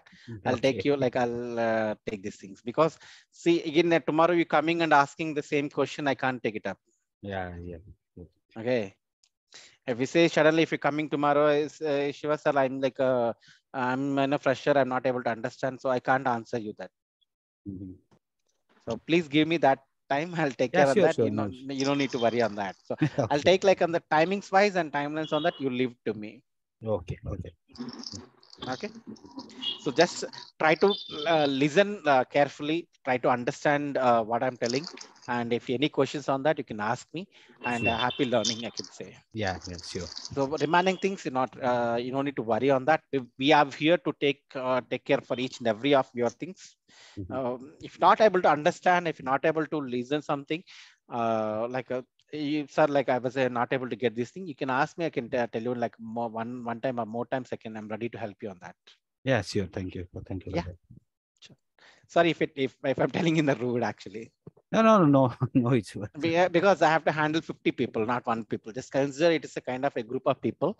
Like every 50, we 50 have a different perceptions on that. Yeah, definitely. Just left it that the other things left it to me. You do happy learning. Okay, thank you. Okay, that's your ultimate goal. I'm not. That's a. But if first statement, I'm even that is a rude also. I can the first statement. I'm not came here to learn, guys. You guys came to here learn. How much you going to learn is matters for you. Yes, sure. Okay. Shiva sir. Yes. Yeah, sir. I want to ask how many of us like knowing a Hindi because 4 hours class only continuing conversation in English. Now it may be little. I told like a very initial Can you itself. I use- told. I'll tell you, madam. Very first itself. I'll tell you how I speak in the office and how I speak in home and how I speak here. Okay. In the office, right? I won't speak like this way. Okay, we use a different terminology over there. If I'm using like class duration 4 hours is very very much, na? no, Continuously listening you in English, it's again like some. no, even I'm not going to tell you, sir. I'm going to be bored because I wanted to learn. no. I completely I'm just understand. I'm just giving a suggestion. If No, others madam. are Like feeling no, I don't have rights to take it up in that way. okay, Okay, sir. I don't have rights to take it up. Actually totally agree with Rubina because 4 hours is You can see I don't have anything. Even I don't know Hindi. What I'm saying, I don't know Hindi. You can ask the Star Azal team if they said, okay, Shiva, you can teach them in Hindi. And no, sorry. Like if all other participate allow this thing, then only we will do that thing. No, Otherwise, sorry. what happened? I think I misunderstood her point. I thought 4 hours time. Even yes, Not even a language problem. I don't have any language problem. No, even no. those 4 who hours are belongs to the non-technical background now, maybe if you are including Hindi na, so they will get a very easily understanding. It's not I something totally all agree with you. no. Like No, but there may be mixed people. I don't understand Hindi at all. Oh, Yeah, even I don't know Hindi, so Myself those also who don't are know not Hindi. knowing the Hindi, I know they can everything. ask their question in English only, and we will understand. Obviously, we can understand. But if Shiva sir don't know Hindi, then we can't do anything. No, madam. I know only like thoda pyas dala bhaiya. Other than that, I don't know anything. Yes, Aita. Because here, most of the pani puri people like come from the North India. So only thing, if we ask like some onions, you won't understand. The only thing, bhaiya thoda pyas dalo. That's it. Okay. So like this sentence, you like a flavor you can use Hindi, sir. Like Yeah, so every time I have to tell you, madam thoda pyas dalo na.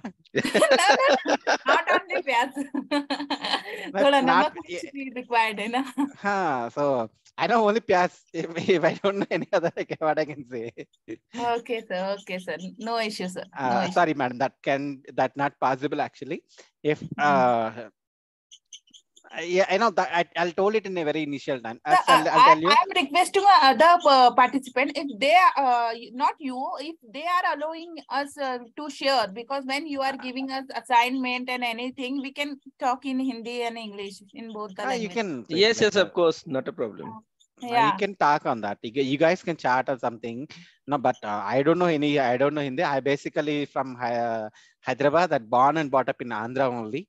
So like I completely like what I can say, until my +2 I studied it in Telugu medium only. So I don't know any other language. I know like some these things, but not Hindi and all, like very limited, very limited, I can say. Okay, sir. Like when we use Hindi, na, sir, I feel it is a casually. No, nothing wrong you're asking. So, but it's not possible for me, and even I don't have right to do that actually. Okay, sir.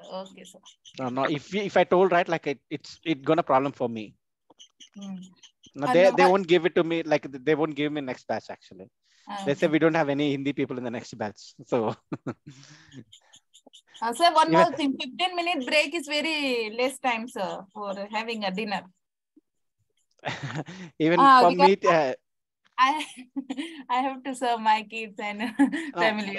We will, lack of time on that. Maybe you can, sometimes while telling itself, I'll eat it.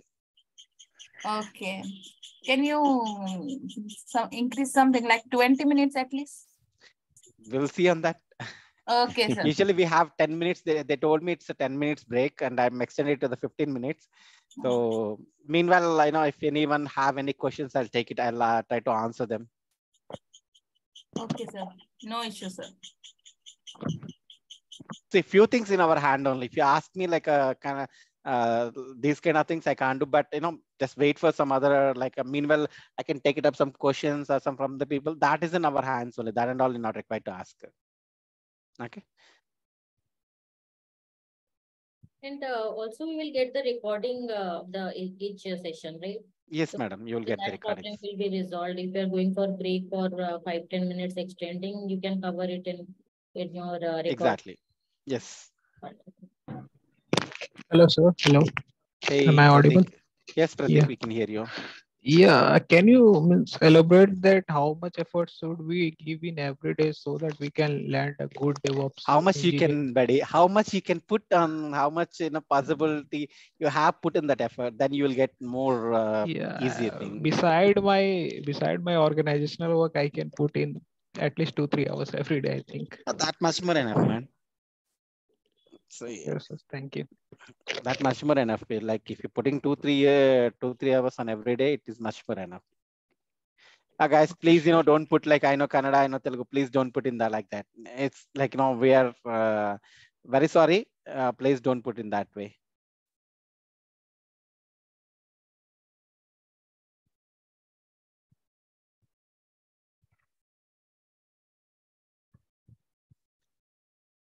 So any other questions or anything?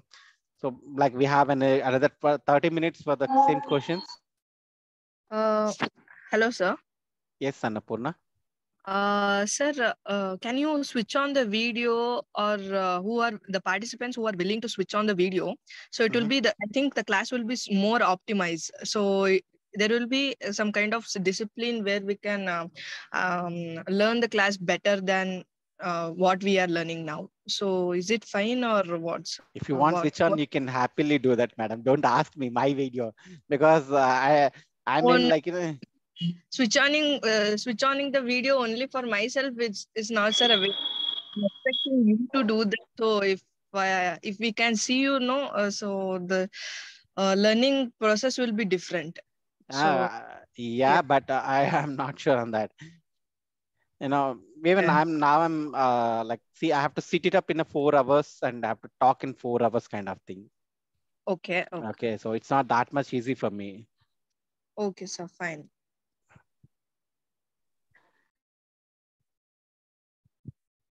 I can't sit in one place for the 4 hours, madam. And sometimes I'll move different places like that. It happens for me. Okay, fine, sir. Thanks.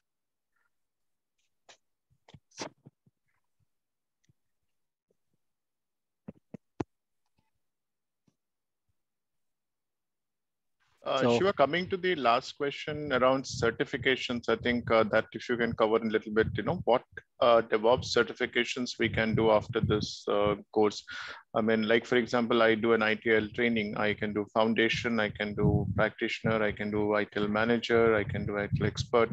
So likewise in DevOps, what are the different levels of no, you don't DevOps, you don't have any direct certification, say entire DevOps kind of thing. So here you have a tools. Suppose if you have a Jenkins, you also have a tools. Okay. You have a tool, so you're going on the tool basis certification. Suppose you have a Jenkins, so you can do certification on Jenkins. You have Ansible, you can do certification on Ansible. You have Terraform, you can do certification on Terraform. You have a Kubernetes, you can do certification on Kubernetes. Like this, every tool have their own certifications, and on like kind of complete DevOps certification, you don't have anything like that. Like for example, GSDC, there's a certifying body, it's they give certification on DevOps, and DevOps Institute, there's something, we see very frequently in LinkedIn nowadays, they are certifying people on DevOps. I don't know, man, what that certifications and all. I'm not sure because DevOps is not have any certification like that because there is no company has holding the DevOps. Okay. Because, I don't know what levels we have. So that's the reason I asked that question. So initially it was around roles, and then I thought, I'll move on to the actual requirement, which is around certification. I'm even whatever telling, I'm not sure on that. Like no one has been maintaining the DevOps kind of thing. But only thing what I can see it, right? Like we have a tools basis certificate. If you see the Kubernetes, you have the admin certificate, you have like developer certificate, you have security wise certificate. You have 3 different types of certificates. Okay, so it's all same. Okay, in Jenkins also you have like a admin certificate, you have developer certificate. It's not something like you say like only practitioner or beginner kind of thing. It not, we don't have anything like that. Even I'm not aware of any official certification. Even our Star Azure also provide some certifications for you on that. You completed DevOps with us. Correct. That's around the course completion. That's that, we have completed this course successfully, and we have also, if there is an exam, we have completed it successfully. But okay, so for this alone, can we have once at least some content, Shiva, like, which will let us know around the tools, like, what tools we can do? Yeah, definitely. That's what I told, right? Like whenever, if I'm taking a session, suppose if I'm taking a session, right, on the day itself, like, okay, if I'm taking Jenkins, I'll tell you like, okay, Jenkins, it's a CloudBee is one doing the certifications, and the certification name, whatever you told, I'll provide you that on course itself, whatever the certification entity we have, I'll teach you that. I'll talk in that time itself. But can we have a single chart, which will let us know, like, like if I have to take a path on DevOps, I need to complete, okay, let's say Jenkins is one of the tools because it's one X tool. Then I have to do another just Y remind tool. Remind me again at the end of the session. Sure. Like I'll do that. not today. like an entire course completed sessions. I'll give you like what I can do, right? I'll take you like, a proper certification and the link which you can directly go and see all the rest of the details. I can get you that details. Okay.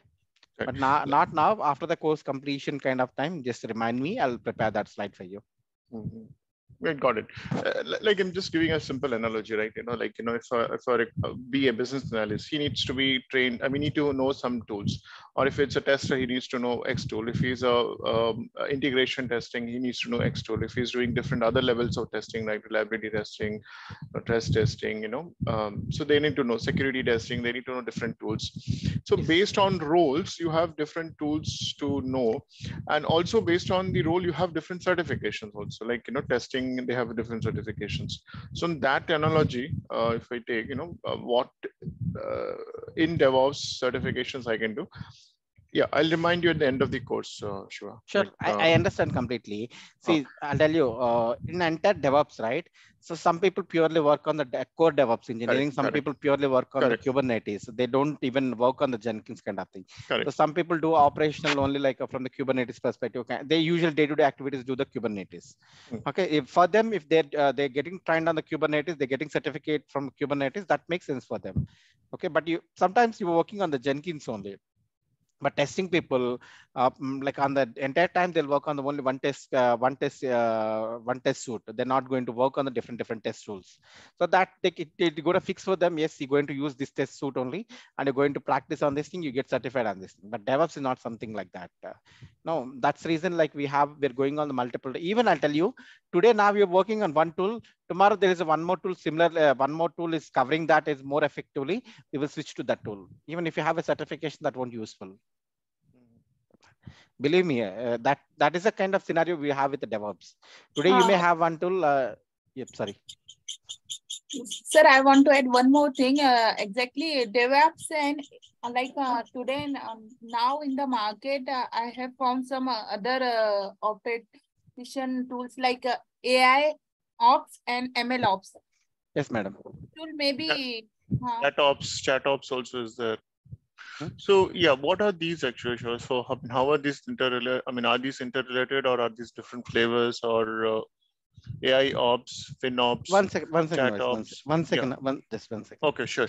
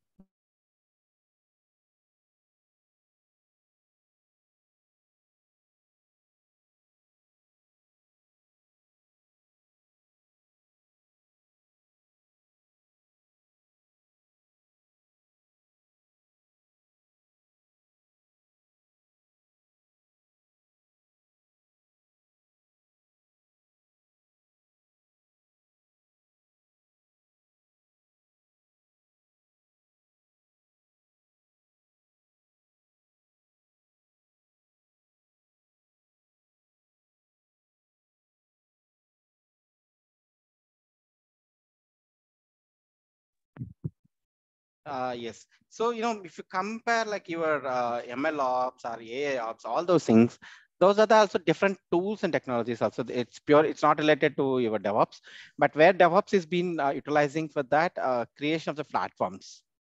Okay. So like suppose if you required an ML ops and all, right, like you required a platform where you're going to do that. So suppose like ML ops, we have a Kubeflow, like a similar like a Kubernetes, you're going to integrate Kubernetes with Kubeflow. That is also one platform where you're supporting for that. But that is a purely different technology and this is purely different technology. Okay, FinOps, chat ops. All different tools, man. Yeah, FinOps is like, suppose, how much cost you are bearing, how much, like, all these things you do with the FinOps. It's Okay. kind of, what I can see, cost included much things. Suppose like if you're cloud up, if you have a cloud, right? So suppose if you're using AWS, so how much cost you have to segregate your cost kind of thing. Like, okay, so suppose how much for instances, suppose you have 10 teams, how much they are paying, how much they have to adjust the like a cost to them, and how many services they're using, whether they're using all the right services, whether it has been properly configured, or like you created one service, so it required under your cost center, like your application cost center, whether it's fallen under your cost center. These are the kind of activities they do with the cloudability. There are different types of tools for that one. Okay, that's a purely different ops, not comes to the DevOps. So we need not actually really venture into those areas, right? We can only focus on the current. No, we're not going on. We're not going on that one. But it's not something like, if you know DevOps, like it's like, it kind of it's add up advantage to you. That's where, because they morely work with us. Okay. So they are like interfacing teams with us. Yes, definitely, because DevOps is going to interface with multiple teams, because that name itself will comes as a dev and ops things. Dev plus ops is kind of thing. Okay, it's not one terminology, it is a two terminologies, like a dev plus ops. You're going to you're going to interface with the dev, and you're going to interface with the operational team. Both you're going to do that. So in the meanwhile part, like a DevOps, FinOps and other teams, other operation teams will come and talk with you. Because see, like, who going to utilize the infrastructure? You're going to you're going to create infrastructure, and you're going to create the platform on that one. So like for platform related FinOps, you're going to answer for their questions. Okay, got it.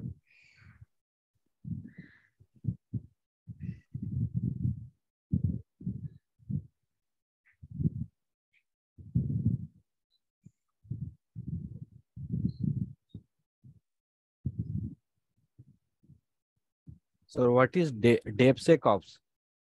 Yeah, that is also one of other thing, like see, simple. I'll tell you, like anyway, after while I'm doing my session, I'll tell you like what we have on that. Okay. Okay. Yeah.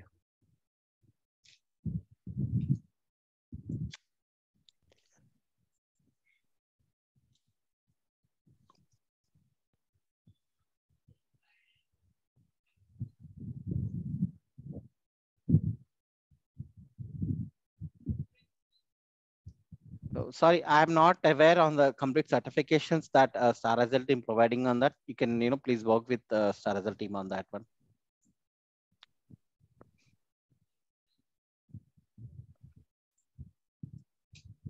So any other questions we have, like okay, Shiva, is it mandatory to complete that AWS program and then do the DevOps? Because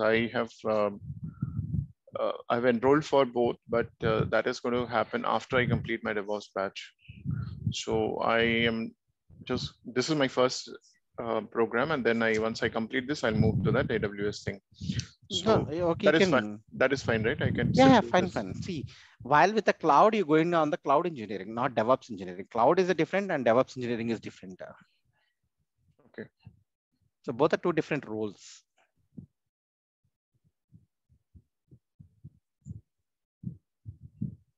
So both are two different roles. You're not there is no comparison. But it both required, like nowadays, due to like expectations are kind of thing, right? They're going on more what I can say, responsibilities. So they're expecting like people have DevOps also getting some knowledge on the cloud is add up advantage. Got it. But even that's that much help us actually. Hey Sharvana, here, like, what is the difference between Git and buddy? We are at to start a course, buddy. You directly going on the content itself. We will go on that. Like, okay, we go on that. You don't need to worry on that.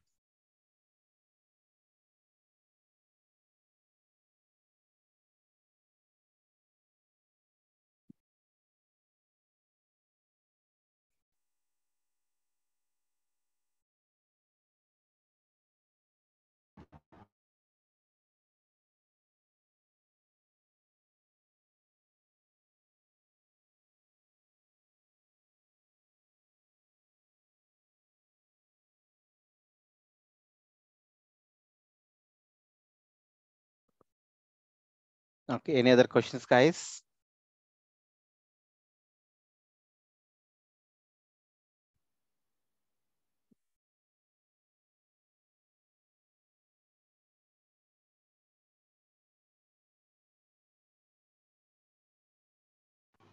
Siva, hello. Siva, Yes, can you sir. hear me? Yeah, I can hear you. Siva, I didn't clear about what is the difference between Azure DevOps and AWS DevOps. Two different products. That's it. Mhm. They're two cloud providers. As I told, right? Mhm. Like, what is the difference between MI phone and OnePlus phone? Both are phones only. Both are phone Both only, are but phones, but these the brand have is different. brand is different. Two different companies, two Mhm. different brands, but ultimately both are phone only. Okay, Yes. maybe this camera maybe have 50 megapixel, that camera have Mhm. 100 megapixel. Kind of features is different, but cost is also varied. Mhm. It's also same like Azure DevOps and AWS DevOps. Both are kind of they are providing the DevOps services. They are the Okay. cloud providers and providing DevOps services. That's it.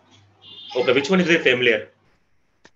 Both are like very limited, sir. Like whatever you learning, when you Mhm. compare with your learning, both are like very limited. Like they are like 30% of your learning. That's it. It won't have a 100% feasibilities.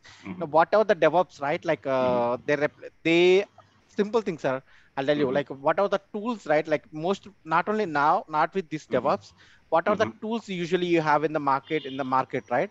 What they Mhm. do, cloud providers, what they do, they simply try Mhm. to take a open source and they Okay. try to replicate that service like into their services list.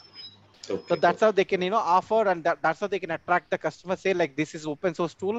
Mhm. There is a both two tools we have. One is open source where you don't have support, where like cloud is paying, you have to pay something, you're getting some enterprise support. That's how they Mhm. maintain.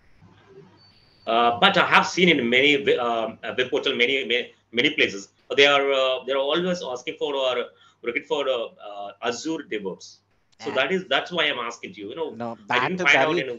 nah, sir. Like I'll tell you. See, it's all like Azure DevOps or AWS DevOps. They're limited kind of thing.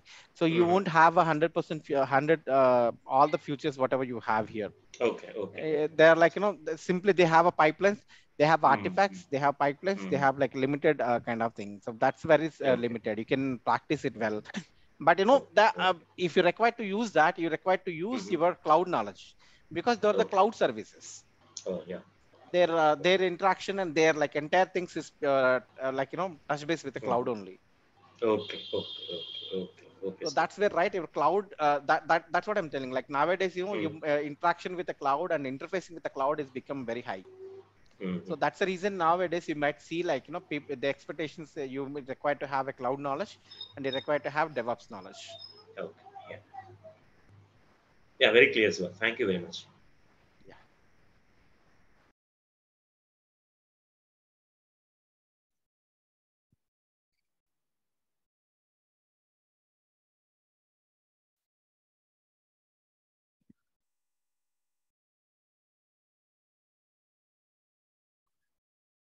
So any other questions, guys?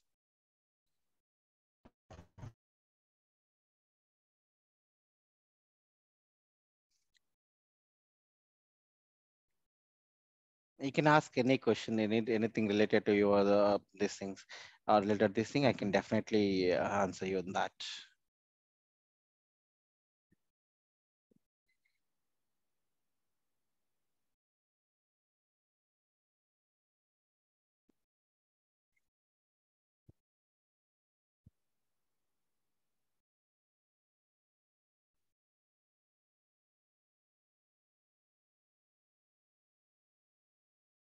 Okay, so you good with course content like what is the differences between CA and CD? We're not asking you about the technical doubts. We have a lot of time for that. We are going on a lot of sessions for that. We were having a 3 years of experience in DevOps. What is the range of package? How much experience is you planning? 3 years of experience. Based on the company, madam. In my company, they can give you like 15 to 17. Okay, that's why I'm going to change now, because testing is not providing that much. It's not something like if you're going on the regular service based companies, they also give the same, like it's based on how much you have, like your current package, and how much what I can see, how much you, Expecting. what is your current package and how much your expectations, Yeah. and how much of your your interview performance, and how much that position important. That this all will be matters. And how much knowledge you have over that. Yeah, that's what interview performance. So who knows the, Yes. my knowledge? Yes. Yes. Of course. Okay. Okay, Okay, so Shiva, this thank you. all is impacted on that. Okay. If you're able to impress recruiter, and if they gave very good feedback for you, they can offer you as much as you ask. Okay. Thank you. Hello, sir. Yes, madam. I have one question, like how we can convert a support and maintenance profile to this DevOps engineer? No, Or... you're not required actually. In DevOps also, we have maintenance support projects. They can, as I told, right, like we are also seeing on the operational side. So you can maintain in that, but you have to convert your technology to the DevOps. Okay. Okay. So we can mention like we have all the 12 Take years it up advantage. I'll on tell you. technology and only Take your experience see, in DevOps. Instead of going on like a complete flipping the coin, just try to utilize whatever you have and change that into the your DevOps relativity. Then you will have some almost like a, suppose if you doing the same support role, and if you're able to replicate that with your DevOps knowledge, so if you're able to manage that with your DevOps knowledge, and wherever you required all these things, right, if you're able to set it up that, so all 30% of your already knowledge has been there, and whatever now you're learning the DevOps knowledge is 70%, is remaining 70% or 60% is about to cover. So there you will get like more confidence on that one. Okay. Yeah, and Okay, but yeah, is you have basically for this release deployment part, right? So how exactly. we convert like How many times how we are see supporting a bank, how our how business you going to knowledge do is this? as per the business requirement, a bank requirement. So how we are going to convert it to a release I'll tell deployment? you, sir, release and all, right? Like in DevOps also we have development and we have operational both.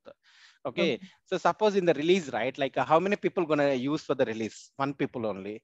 But in support are like this thing, right? Like suppose here, right? Most of the times we are going to create a platform. So Kubernetes is one thing. Like suppose if you just consider as a Kubernetes, if you use a Kubernetes as your support role, you will get it like it will be very useful for you. Okay. You have to show that as are you working on a Kubernetes support role. Okay, because development, how long you going to use the development? 3 months to 4 months? Like or 1 year, how much long you going to use the development? After once you develop like pipelines, all you set it up your pipelines, all you set it up your work environments, all you set up your processing things. Like a developer again look for the one more project. But support is not like that one. So you have to maintain the platform. You have to maintain the platform. Okay, platform support is very much important on that. Okay. That but here in DevOps we won't call that as a platform support, we call that as infrastructure support. Okay, so more on we call it as infrastructure support, or like so maybe like some technical term. That's what I told, right? So the technical process is the same, but the technical terminology what we call here DevOps is a little bit different with others. Here we call infrastructure as infrastructure support or platform engineering support. Like that different types of roles you have on that. It's not something only like you're doing the development activity every time. Okay. Yeah. Thank you, sir.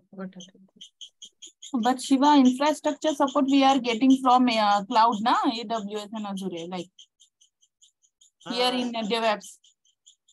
Yes, you're getting it infrastructure from cloud only. But after getting the cloud, how you're that's what I told you. Either you can call that as infrastructure or platform engineering also, you can call that. Yes. Okay. It's not something straightforward, I can say that. So suppose even if you're taking the infrastructure from the cloud also, but you're going to work on the, suppose just simple thing, Kubernetes. I'll tell you, like I'll just give you an example kind of thing. So I'm taking Kubernetes. And the Kubernetes, I'm taking the infrastructure from the cloud, suppose EC2 instances. But I am maintaining the platform. Kubernetes, my responsibility to maintain the platform. Where my Kubernetes as a DevOps engineering, where the infrastructure comes as a EC2 instances from the cloud. Okay, so it is a kind of mixed role it comes as like that. So by using Kubernetes, we are going to provide cloud infrastructure. No, we're going to provide the platform. Platform, okay. Yeah, Kubernetes comes as a platform as a platform as a service. Okay. We have to learn that. Yes. Okay. Yes. Okay, thank you. It helps you to deploy your application. Simple thing. I have written a Java code and I want to. I have a website. I have planned for website. I created a website. I created source code for the website and where I have to run and how I can share that code with you. How can I open a website like from my local code? How can I get a website? That website, how can I maintain a support? These are all comes under the part of this thing. But I'm not developing a website. And I'm not writing. I'm not writing code for website. And even I'm not writing I'm not taking up how to create EC2 instances. I have to knowledge on that one. And I'm not going to maintain that EC2 instances. There's a cloud engineer going to maintain that EC2 instances. I have to create a EC2 instances, but as part of my this thing, I'm creating EC2 infrastructures. But maintaining that is been by the cloud engineer's responsibility. Okay. Yes, understood. Yeah. So you will still have application and infra as two different teams, or it will be a single team? No, application completely different teams, sir. Like application, you'll have suppose if you are working on the Java application, Java programming, Java team, pure application team is different. They'll have a Java. So that divide will still be there then. Yeah, that you're going to work with them. That's it. You're going to make their their the processes, their output and outputs, right? Whatever the application team outputs, you're going to make that automation. That's it.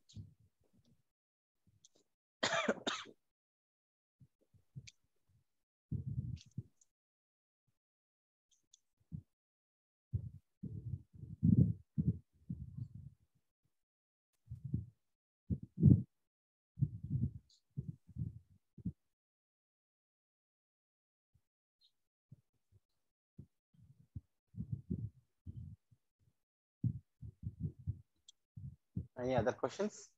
So we have 10 minutes time left for the questions. If you have anything, you can ask me. After we'll for 9 o'clock, we'll take a break and we'll start our actual session.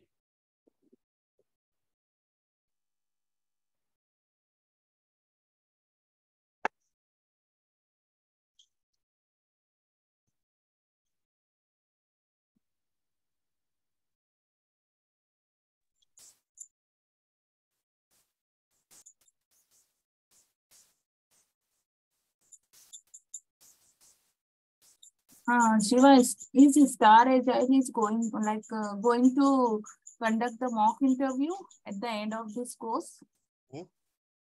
I'm not sure on that. I'm not 100% sure on that one. Because in the content, this, nothing is mentioned over there. I'm not sure on that. I'm sorry. Okay.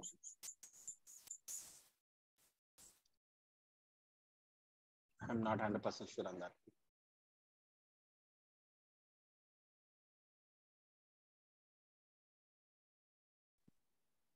Shiva, this session will be Saturday and Sunday, right? Yes, sir. No? Yes, Saturday, Sunday, from 7 p.m. IST to 11 p.m. IST. Okay, thank you.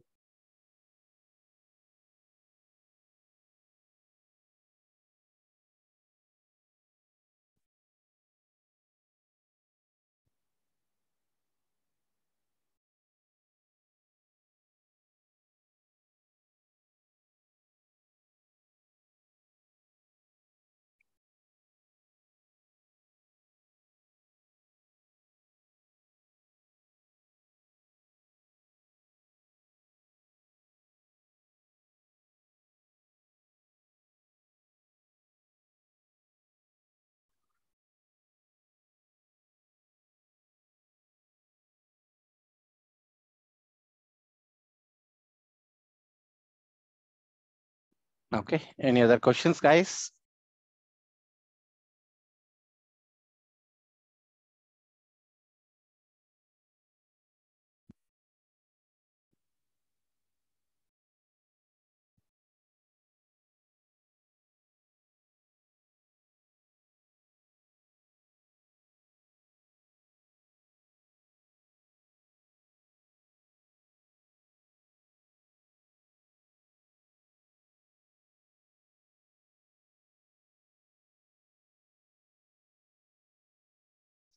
Okay, so I think we are good with all these things.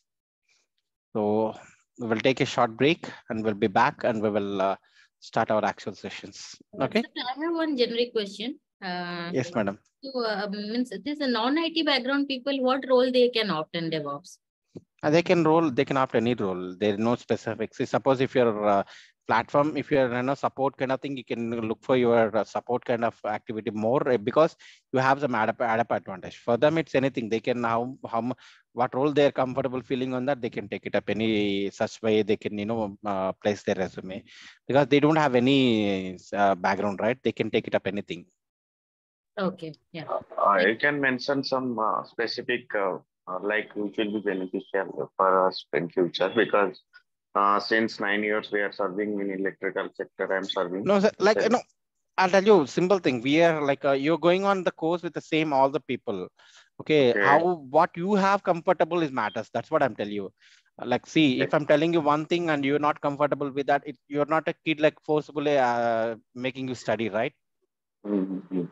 So I see we are taking like a see we are all doing this course because we have to get a new job and we have to get some good amount of salary and like after that also you require to have you have to work like after that also you have to work like getting the job is not that it not stopping you to do this thing. You have to Yeah, do the yeah. activities, right? Like you have to do you have to work on that activities.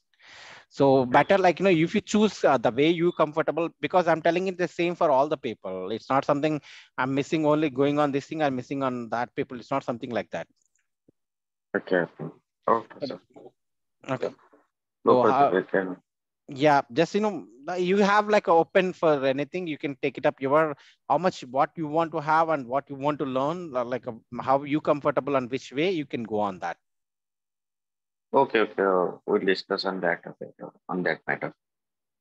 Sure.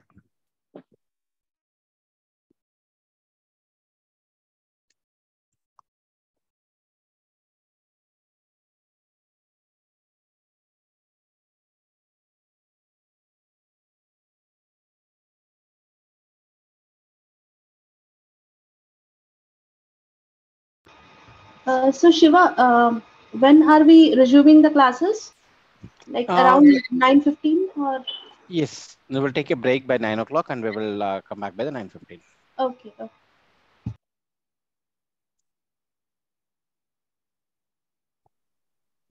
Okay, meanwhile, I'll ask you like one question.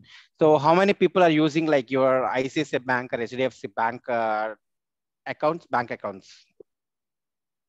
We all use it. I am using. I'm Okay. using as well. Yeah, most of I'm sure like most of people. So, have you ever received say like a downtime? So, like we are upgrading the system, and you won't able to access the application. You won't access the. You can't do the banking in with this time to time. Yes, yes, we have it. Okay. Yes. So usually you receive that message that you call it as a downtime. Okay, mean to say they're upgrading their applications and they're utilizing the downtime. And one of the beneficiary for that, like one of the advantage or one of the future for the DevOps, no downtime, because this is also one of the use case why we require a DevOps. You don't want to have a downtime. Suppose if I'm doing a downtime, like I'll tell you a simple thing. So in 2 to 3 years back, you might see a lot of ATMs are out of service. Yes, of course. But now, how many ATMs you're seeing like out of service? I think a lot of ATMs are removed in the different kind of places. Now the most of the ATMs are working as a functional nowadays. Like previously, it is most of application, most of them are not working. Like they say, many of them are going on out of service.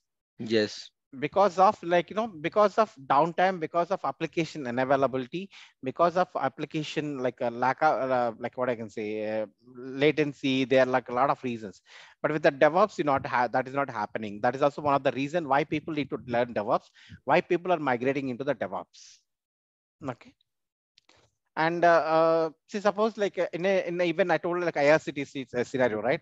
If like suppose maybe there is a festival season comes, you may expected more people on the like coming like logging into the IRCTC and try to tickets. And Yes. on an average, I told like 1 lakh people. But if a festival is coming, definitely it goes to 2 to 3 lakh people, right? Of course. Yeah, that time also I required infrastructure, but it's not something like a support for the 14 lakh people. Okay, so I may require infrastructure, but it's not on the continuous infrastructure. Okay, so sometimes wherever I required, whenever there is a demand, it required to increase. Whenever there is no demand, it get replaced. So these are all things required to happen. And also you have to make sure, like, you have to monitor your application to say how many requests are coming, how I can able to provision, like how can I able to maintain my infrastructure, how can I maintain my application. So if how many resources is coming for me, like suppose how much people or how much load has been happening, all these things you have to monitor with your applications, then only you will able to yeah, then only you can able to you know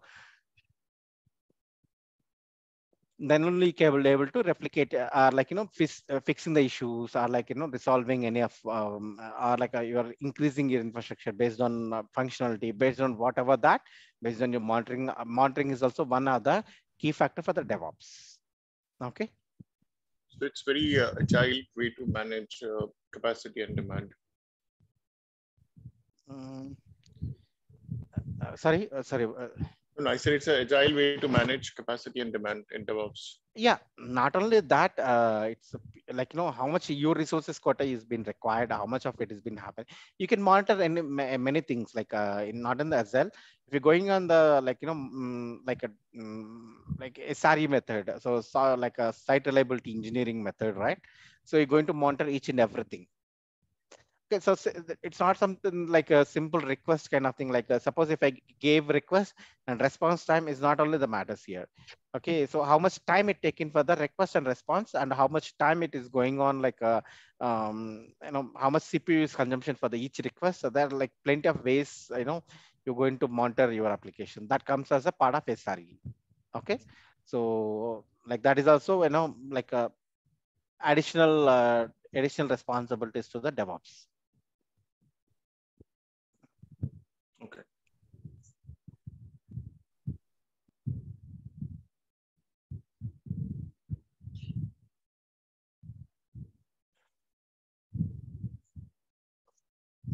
Okay, so we will take a break, guys, and we'll be back by the 9:15. Okay, thank you, Siva. Yeah.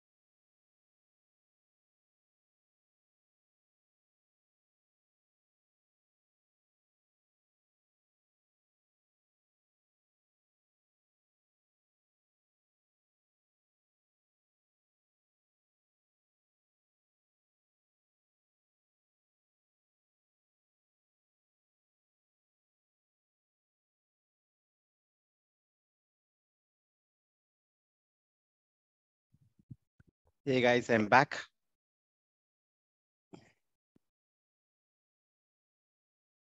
Hi, Shiva. Hi, Shiva.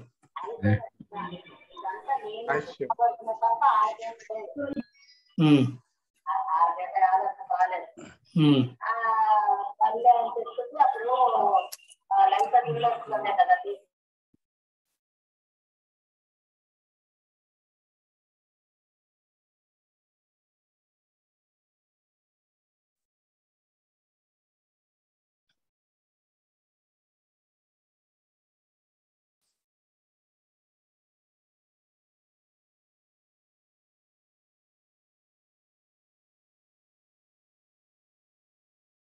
Okay, so introduction.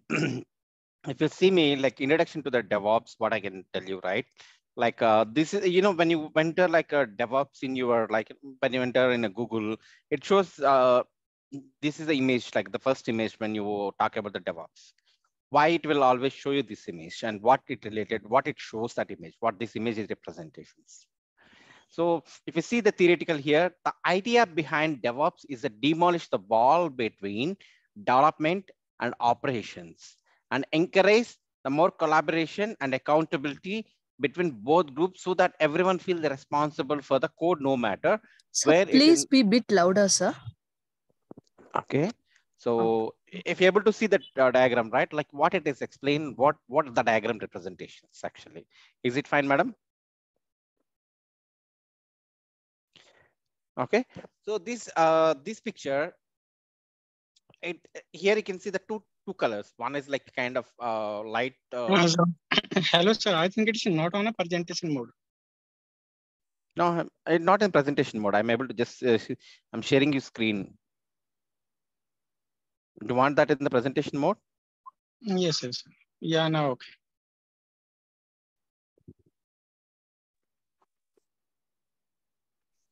Okay. So what this image is representation?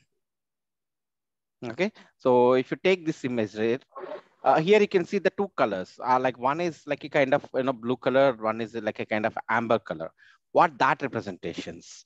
So the main DevOps idea, like to demolish the wall between development team and operation team. So don't think like there is a wall constructed with the bricks and all kind of thing. It's not something like that. It's a purely a kind of the communication gap between operation team and development team. Okay, so what is meant by the development team and what is meant by the operation team? Suppose just consider like I have a requirement, like I have like a kind of I'm a real estate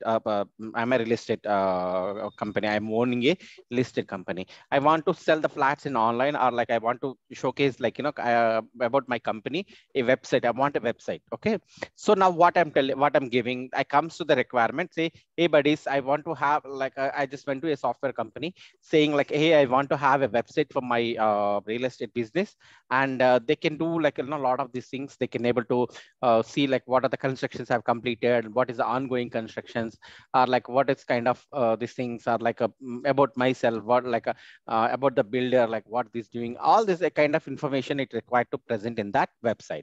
So that's consider. Okay, so now development team build that website and provide you that website for the supporting.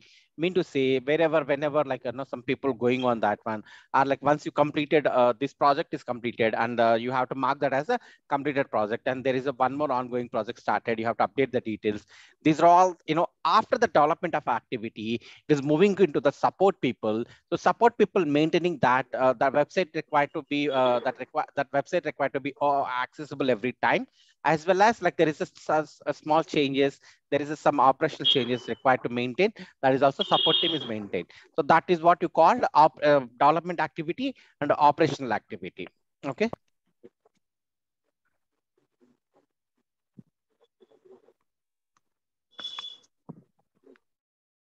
Okay, so that's what you call development team and operation team. So what usually the communication gap between the development team and operation team? So, okay. So development team think like always, different kind of things. Like they always try to replicate the functionality, or they replicate it like they want to do, suppose like they want to add more loops, or they want to take it up more validations. That's how the developer always think in that way. But when it comes to the operation team thinks is always, like a reliability of application. What is mean by the reliability of application? Mean to say the application is required to access every time.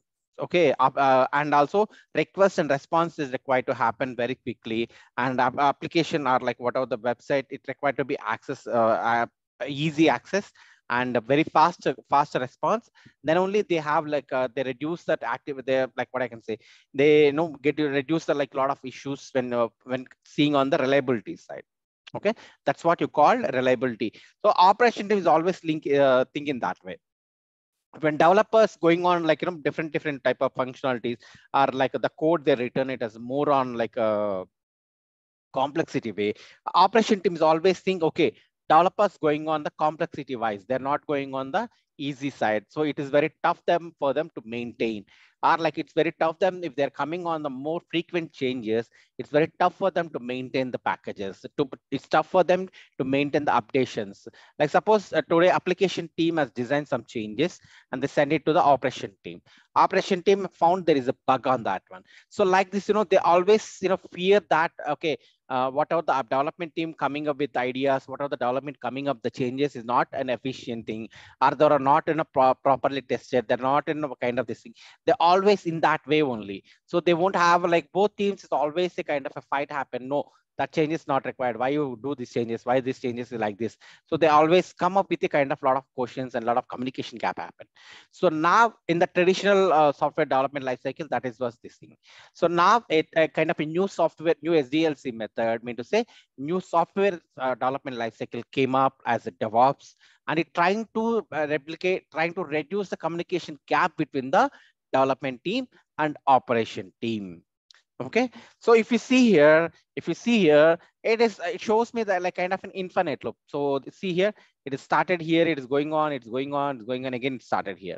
So it shows like me to a kind of infinite loop. Why I call it is infinite loop? Because it always goes on the infinite loop. So if you see it, right, like these are all development activities, like whatever you can see here, development activities, and these are all operational activities. So now what we are taking, previously this is one team has been handling, this is one other team is handling. Now you're going to make a communication, you mean to going to establishing a communication, are you making that process automation? Okay, whatever the development team doing that activity, and you are the journey from development activity to the operation team, you are making that as an automation. That is a one major responsibility of a DevOps engineer. Okay, so the tighter alignment between the development and operation to increase application velocity with manager risk. So that is a one main goal what we have to achieve. So it's not something like you sitting up with a operation team and sitting with the developers team and doing a panchayati. It's not something like that. Okay, so now what are the tools you're going to maintain, what are the tools you're going to utilize, that need to be make the journey of like a application from the development to operation as an automated kind of thing. Okay,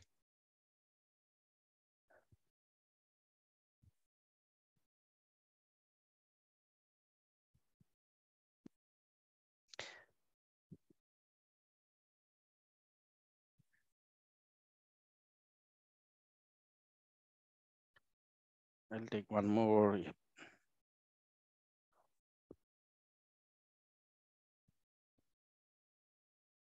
Okay, so as what I'm telling, like a previous traditional software development life cycle has some issues.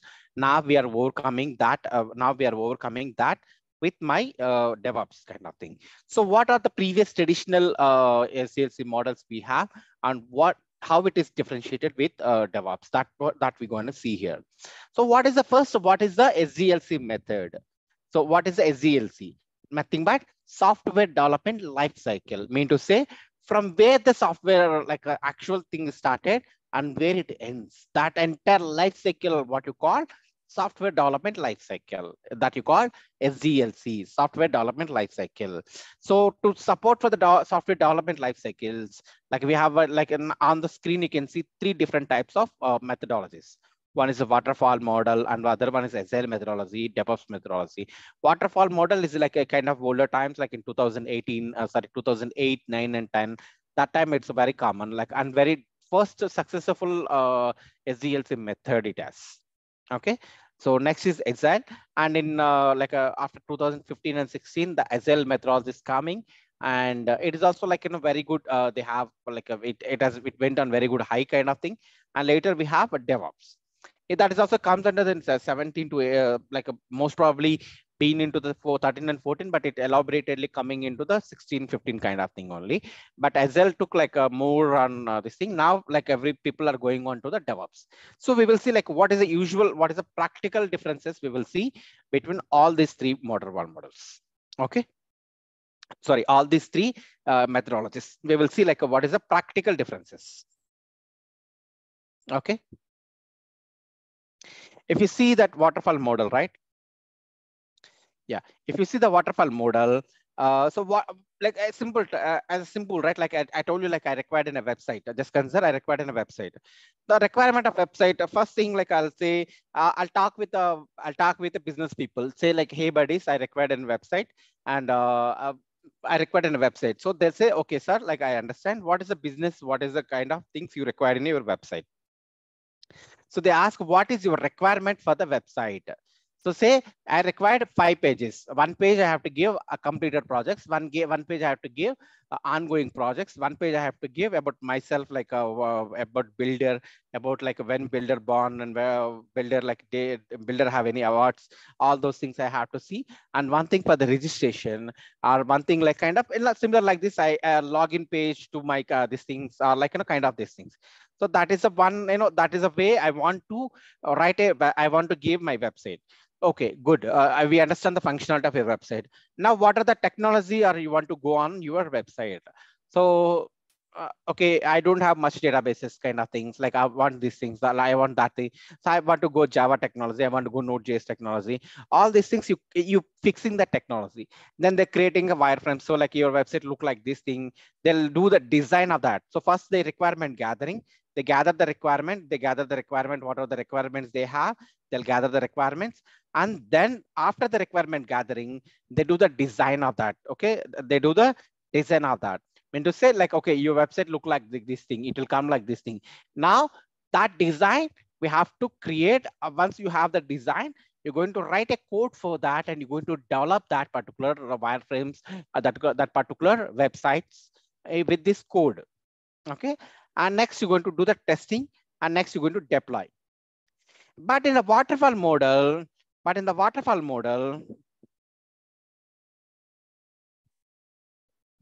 okay, in waterfall model, the coding will take a huge place. The coding, whatever you see here, it takes a huge place. Why? Because after the design comes, like 5 web pages I have to design. All those things can be happening on this particular code phase. And in waterfall model, it's a sequential process. I mean to say, one stage after other stage, one stage after the other stage. So until unless you completed the coding, you can't go to the testing. Okay, until unless you completed the coding, you can't go for the testing. So usually, like if entire 70% of your time for the duration for the project, it will happen with a code basis only. And until that 70% of coding, until that 70%, like until the 100% of coding only, I can't say like my product is validated, my project is tested, my project is working as expected.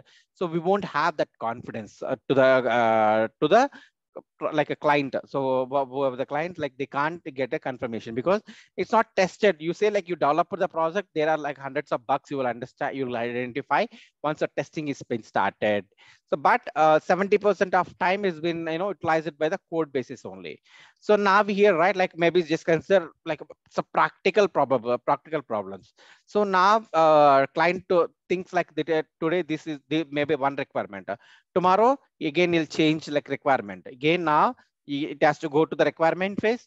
and the design has to go to the requirement phase, and code again has to go to the design phase, and then only again you have to start the coding, all these things.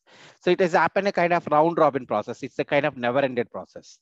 Client is always goes the like requirement, additional requirements changes has happened, and you have to do the design, and then only you have to do the coding, and finally you have to do the testing. So until the testing is completed only, I confirm that is my website is working as expected, my web pages are working as expected, or else I can't guess that. I have to in assumption, yes, team is working, team is doing a great job kind of thing only.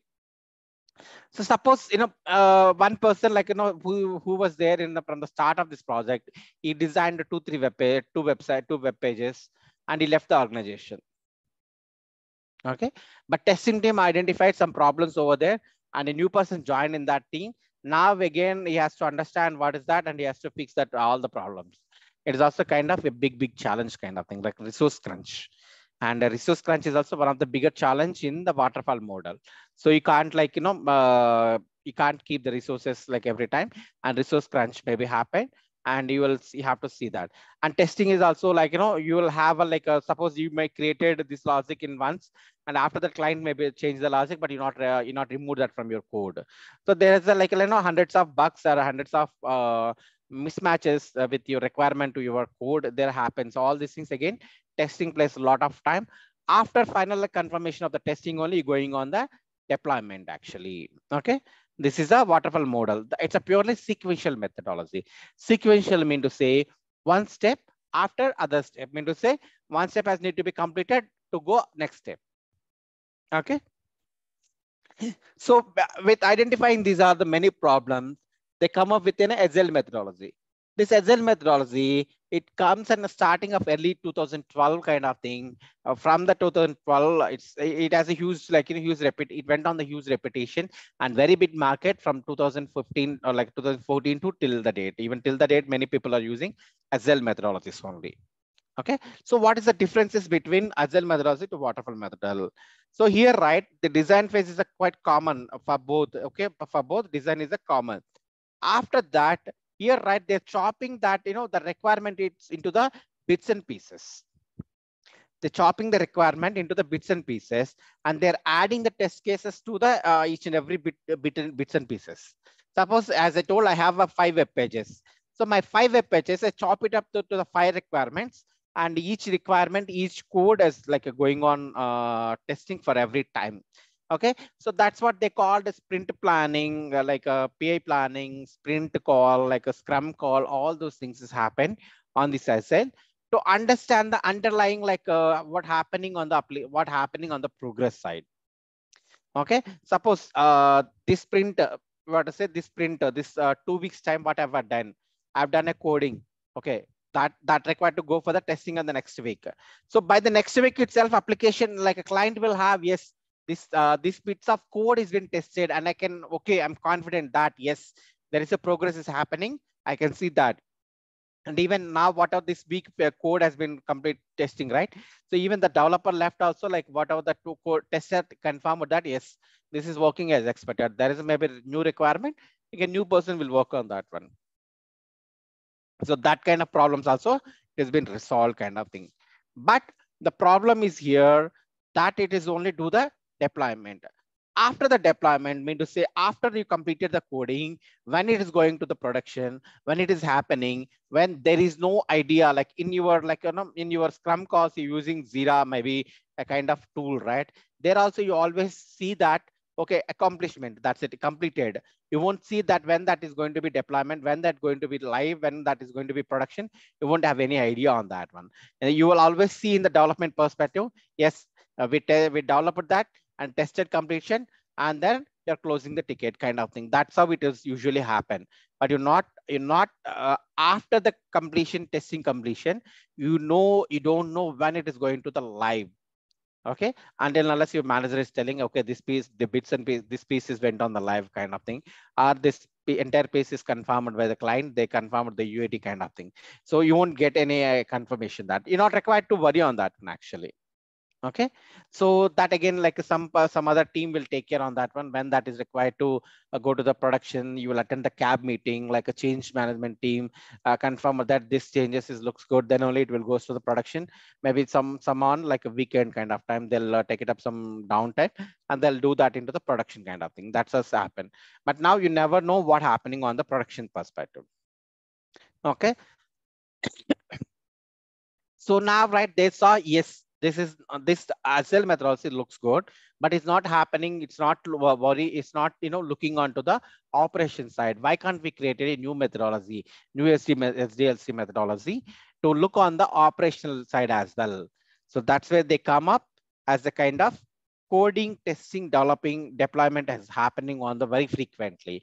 You do some changes, you do that deployment is also very quickly. So you aware on that.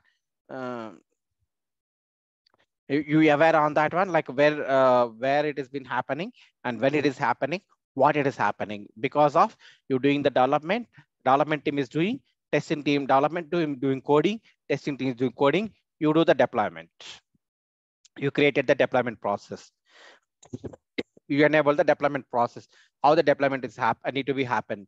So you enabling the deployment process as well. That is also happening here. That is also happening here. That is the advantage you compare with Agile to the DevOps. Here you also seeing the deployment, you enabling the deployment process along with the code and testing itself. Okay.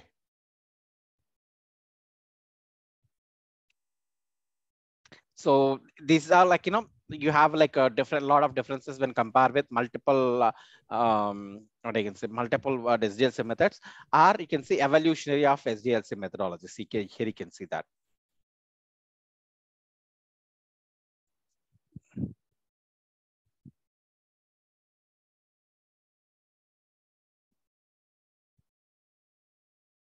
Okay, any questions here?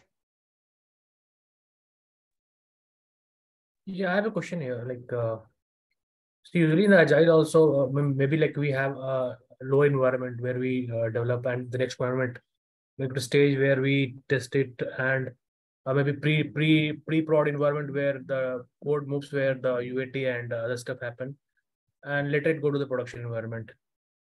Yes, that's So what I even told, like right? No, in the testing, if I say the testing, right? So suppose the testing mean to say you like development coding is happening into your lower environments only, and testing is happening on your like a lower environment, say like a testing, unit testing, kind of regression testing, all those things. It will happen in your lower environments only. And but UAT, all those things happen in the higher environments. Okay. correct. So even the code has been pushed to the next environment now. So the deployment has happened to next environment. Once the life cycle of the production will come, it will automatically go for a higher environment if the UAT or no, it won't directly go to the, so no, if UAT completion there, it has, see, suppose there is an existing project. Okay, now there is a cab meeting required to happen. Mean to say it, how can you confirm that is not going to impact on the existing logic? Exactly. There is schedule for that, and there's a timeline. Like, okay, week that's one, what I'm saying. Like there is a timelines you happen, and you're not worrying on the timelines, right? As a developer, as a this thing in Agile methodology, you're not worry on that one.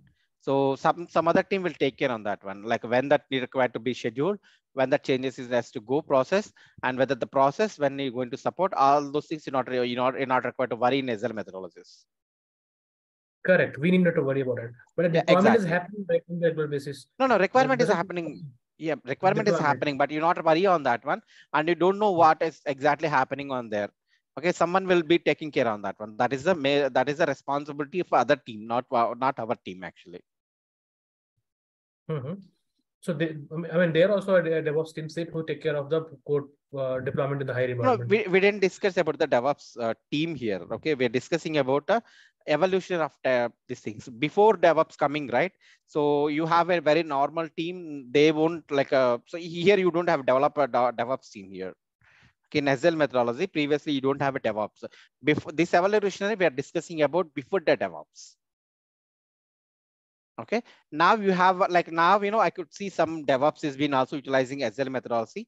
They're not using 100% DevOps. They're also been part of their DevOps, their Agile methodologies. And they know like what happening on there. That is what the DevOps team, right, has to do. Yes. Okay, so this Agile, what we discussed, right? It's before DevOps actually. Okay. I mean, like the only concern was like the deployment, which is the last, but like even in Agile, if the deployment keep happening with the scheduled time, I mean, it's a regular basis, right?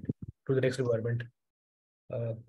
It's a simple thing, sir. Like no, in deployment, it will happen, but when the next schedule will be there, whether the next schedule, my changes is going on that, I never know what happened on the operational side. Okay. So as a developers, not because no one is there to support on there. If your DevOps team is there, they can he came to know when that is going on, what happening on there. But no one is there in the Agile to look on that, right? So now you're seeing the current picture, like you might seeing the current picture. I have a DevOps team, so they're updating like when this is going on the production kind of thing. But in the previous section, it is not like that in the Agile methodology. So usually like what we usually do, right? Like, okay, we come to know this sprint is completed, this task is completed, the regression testing are like all this thing completed. So with that, we goes to the UAT testing. UAT testing sign off has been, we will get a page sign off on the UAT, like we will get a page sign off the UAT. And after that UAT confirmation, we goes to the CAB meeting, like a change management board. We attend them and told them this is a change and this is a change is required to happen. And this change has to be like no impacted with the existing thing. These are all we have to update, like every Wednesday or Thursday, the CAB meetings are attended. Change management board meeting is up, we're required to attend.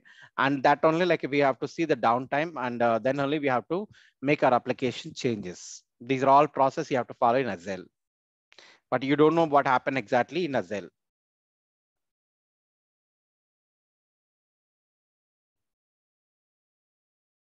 Okay.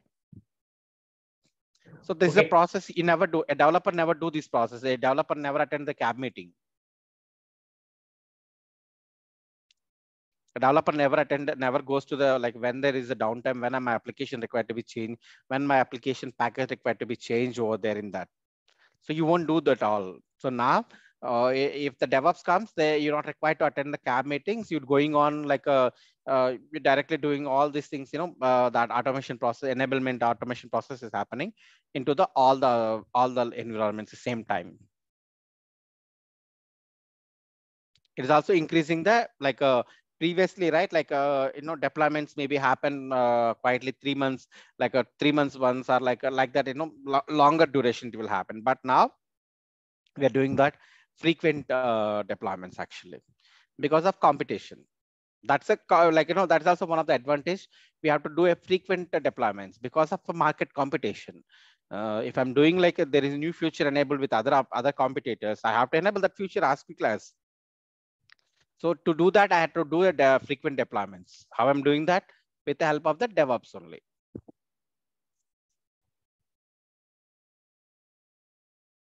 So I could see some chat. Why do we need operation team?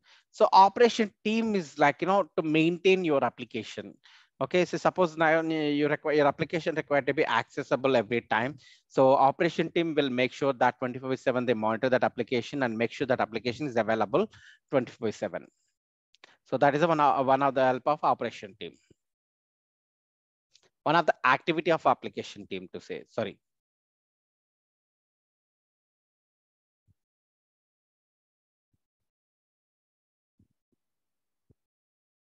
So any questions?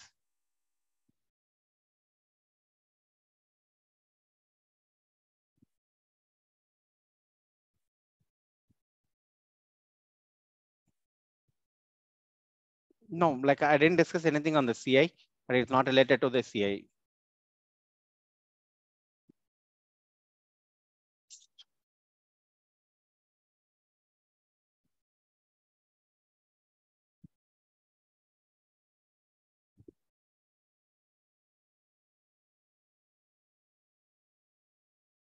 So any other questions, or it's good to move on another slide?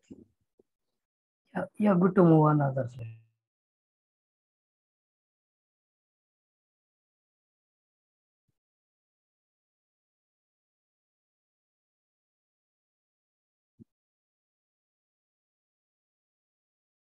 So as I'm telling the DevOps capabilities, right? Usually, like, with my knowledge, I divided that as a 3 categories.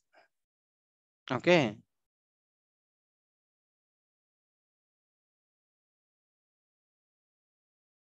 So what, like,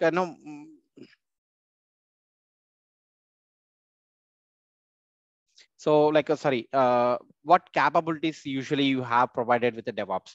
One is DevOps consulting thing, and other one is continuous integration and deployment. Other one is infrastructure or environment management team. So these are the most related capabilities or responsibilities we have with the DevOps.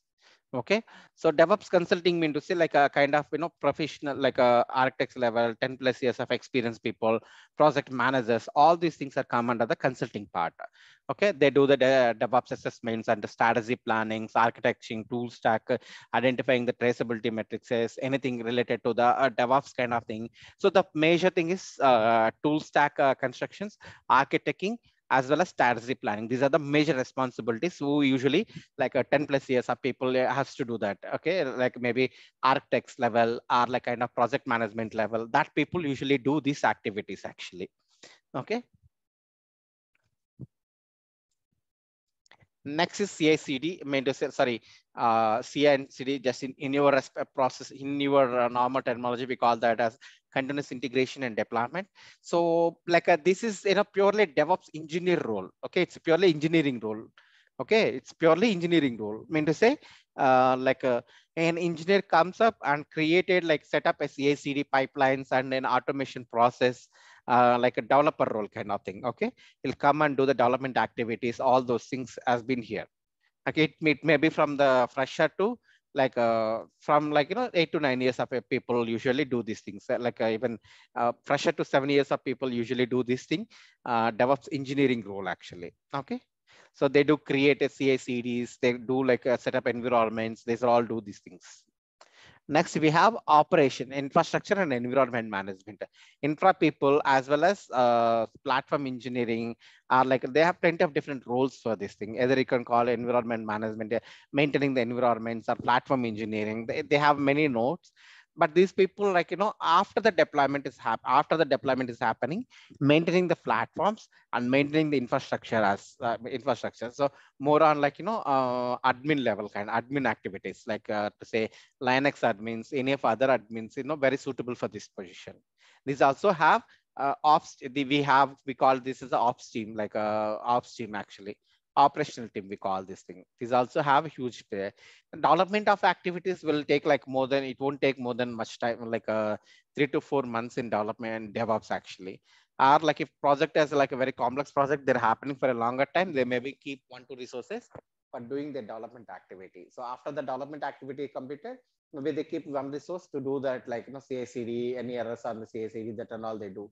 After that, project required to come into the operation, as well as project need to be do in a support kind of thing. That is also a very much like very much very much what I can say, like very regular roles we usually occurred in the DevOps methodologies actually. Okay, so it's not something standard, a kind of this thing. With my experience, I chop it as like this. So you will see like many different roles, like a release engineers as well, like a FinOps, as I told, right? Like this, you will see different types of roles, different types of things is purely like different types of these things actually.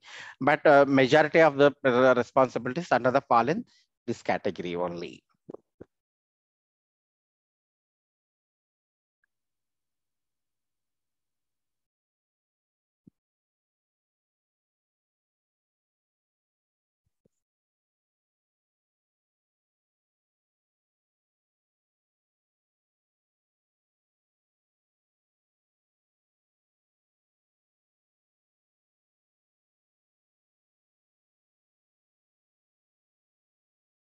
Your voice is not coming, Shiva.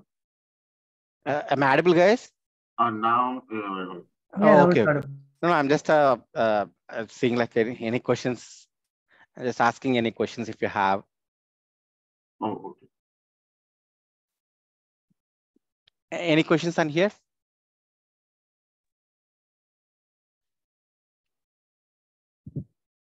No question, Shiva. Please run on them. I'm clear on the roles now.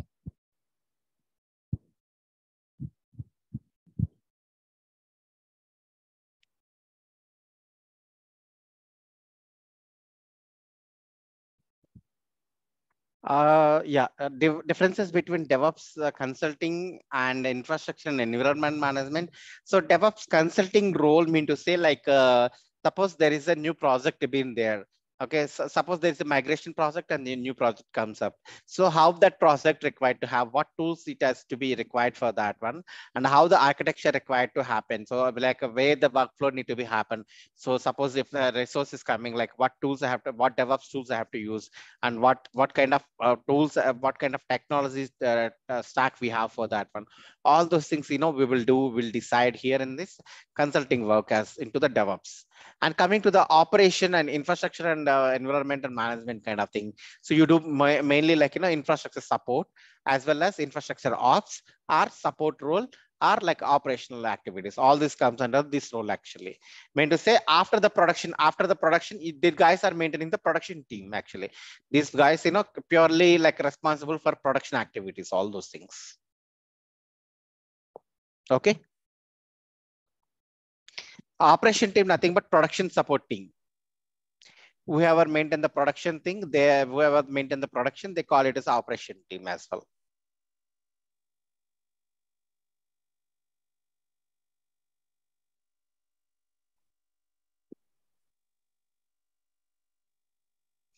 Okay, so here I'm showing you a slide. This slide will be a kind of representation. It's in a recent survey has happened, like why we required to use the DevOps. Okay, there are the plenty of reasons that tell why we need DevOps actually. So you have like, do you say like before the DevOps, don't have a application deployments? Yes, they have. Like why do you require the specific DevOps now? What it is making, like what is the use cases why required to have DevOps? There are some kind of scenario basis here. So the first thing, the greater need of collaboration between development and operation team. So that's a 47% people thinking that yes, there is a collaboration and a communication gap required to be filled. Sorry, there is a gap is required to be filled between operation team and development team. That is one of the greatest required for the DevOps, greatest need for the DevOps. So 47% people thinking in that way only. And next 41% people, thinking that greater need of simultaneous deployment across different platforms. What is meant by the different platforms? Okay, what is meant by the different platforms? Okay, nowadays, right? Like suppose if you take an iPhone, right? They have iPhone, MacBook, and they have laptop, like different products they have on that one. But suppose in laptops, in mobile also, they have like a 5 inches, 7 inches screen, like 10 inches screen. They have different types. And if you come to the tab, they have like 7 inches and 10 inches screens. And if you come to the laptop, they have 14 inches and 15 inches kind of laptops. They have MacBooks and all. But if you see that, just as if you open a Safari browser in your iPhone, it will fit to your screen. If you open the same Safari browser in your tab also, it fit to your screen. If you open the same Safari browser in your laptop also, it will fit to your screen. Okay, but the same kind of application, maybe I required to host in Windows as well as Mac OS. So these this is what we called in a different platform oriented builds. Suppose now you have to do a build for your MacBook, and you have to do a separate build for your tab, separate build for your mobiles, and separate build for the Windows machines. So like this, you have a plenty different types of builds you have to maintain for your deployments. That's what you call different platforms for the deployments. Okay, so that is also one of other requirement people thinking that why we require DevOps. Next, 41% people thinking pressure from the business to release apps more quickly to meet the customer demands. Okay, this is a kind of very common reason that. So now market has been competition. So suppose like if PhonePe have like a rented option. If suppose the PhonePe released an option for booking your pay your like current power bills with PhonePe. Within 1 week time, Paytm also releases the same thing. You can pay your electricity bills from Paytm as well. Sorry. So even within a 1 week, 1 week to 10 days of time, Paytm also releases the same functionality. Because of nowadays, now they can see like, yes, Paytm, PhonePe has have that feature. Why can't we do that one? So that's how people say yes, they already have and they capturing the market. We also required to release some kind of a feature like that one, and we also be required to grab the market. So that is what you call. That is the business people always think. Yes, come on guys, do some changes. We required to do electricity payments happen to be Paytm. Okay, that is a new functionality we need to be enabled.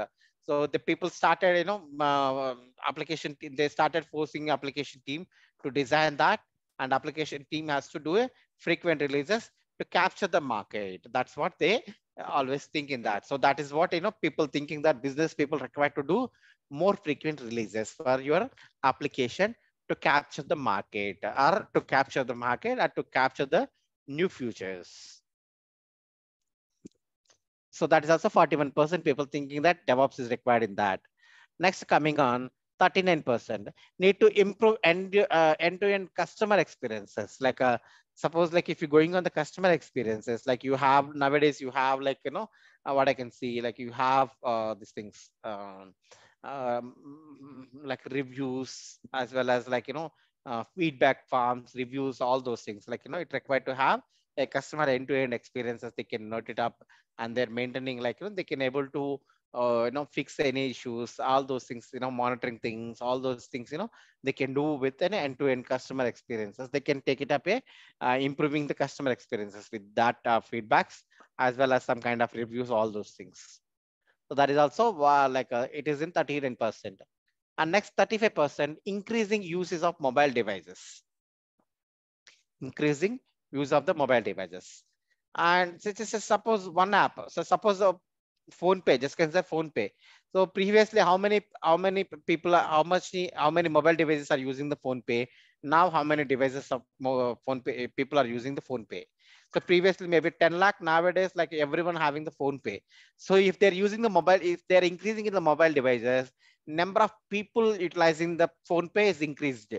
Okay, so that's how you have to maintain your infrastructure, and that's how you have to maintain your applications. So even previously we don't know many apps, nowadays people are utilizing that because of mobiles. So that is one of the use case. 35% people think that yes, due to increase of mobile usages. Next you have 31%.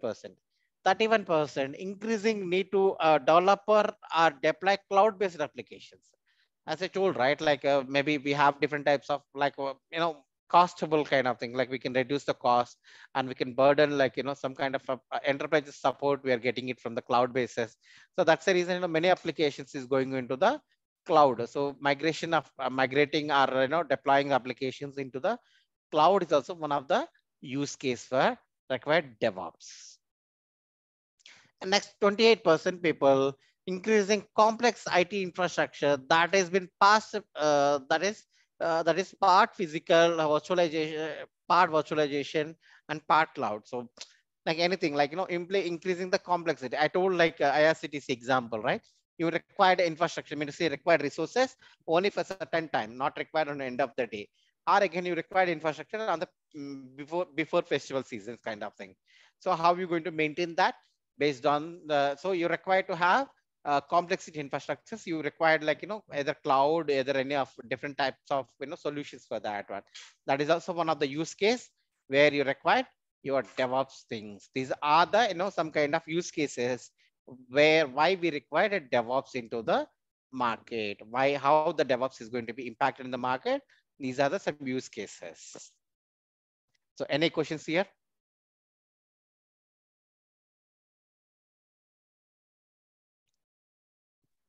No.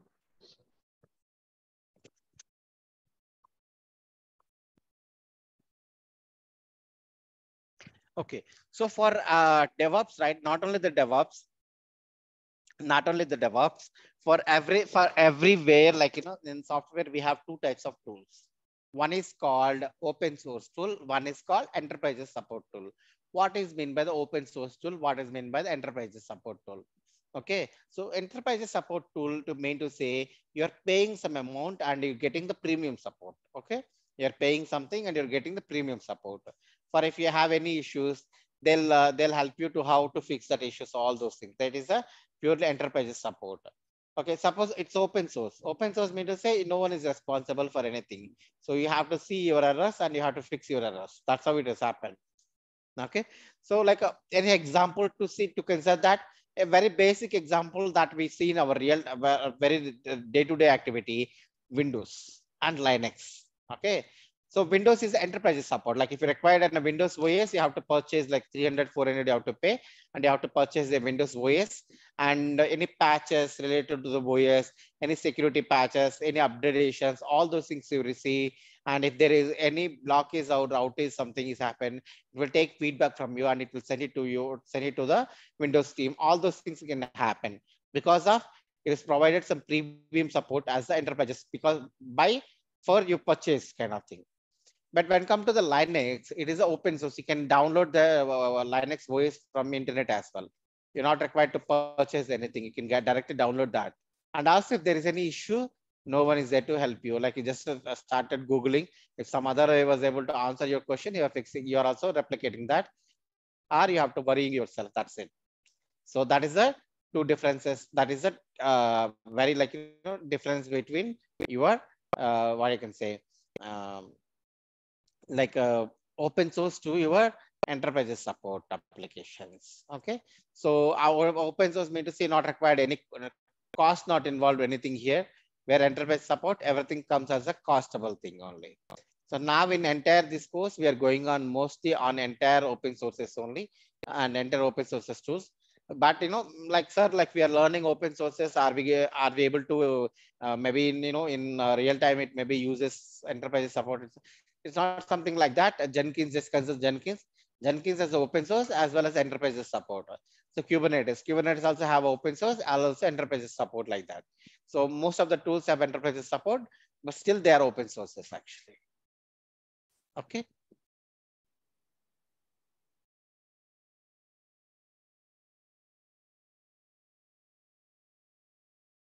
So any questions here?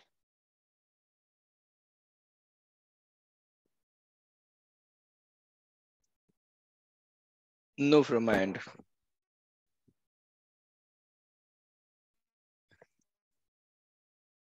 Okay.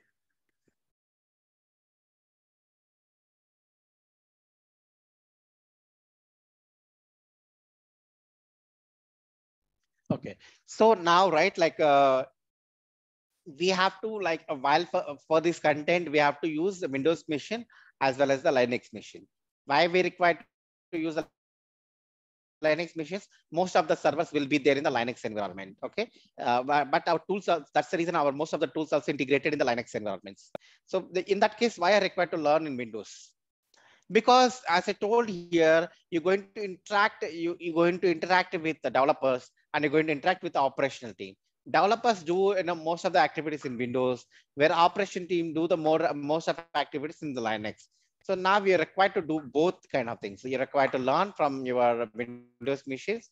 Same thing like you have to learn from your Linux machines. Both things required to be happen actually. Okay. So for the what are the tools we are going on the Windows and what are the tools we are going on the Linux perspective? For the Windows perspective, like Git, Maven, Jenkins, all those things we will go, because these are the developer level tools. Developer level tools. Mean to say developer perspective tools where we are going on. Developers never do like Linux environments. They always do in a Windows environment. After that, remaining activities we will see in the Linux-based environments. For the Linux-based environments, we are like we don't have any Linux environment, so we don't have Linux laptops to kind of thing.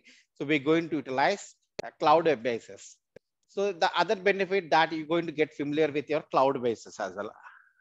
Okay, that is also one other another benefit we are planned for this. Sir. Okay. So how can I get my how can I get Linux machines from cloud? That's what we are going on now.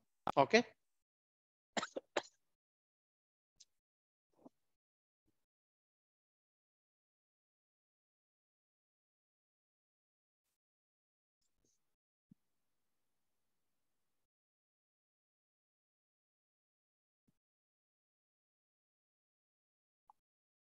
So for that, I'm going on the AWS.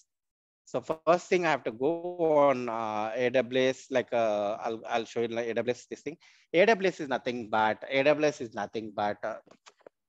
Amazon Web Services. So what is this meant by the Amazon Web Services? Okay, so initially in 2005, right, in 2005 and 6 time, Amazon, has a huge number of servers.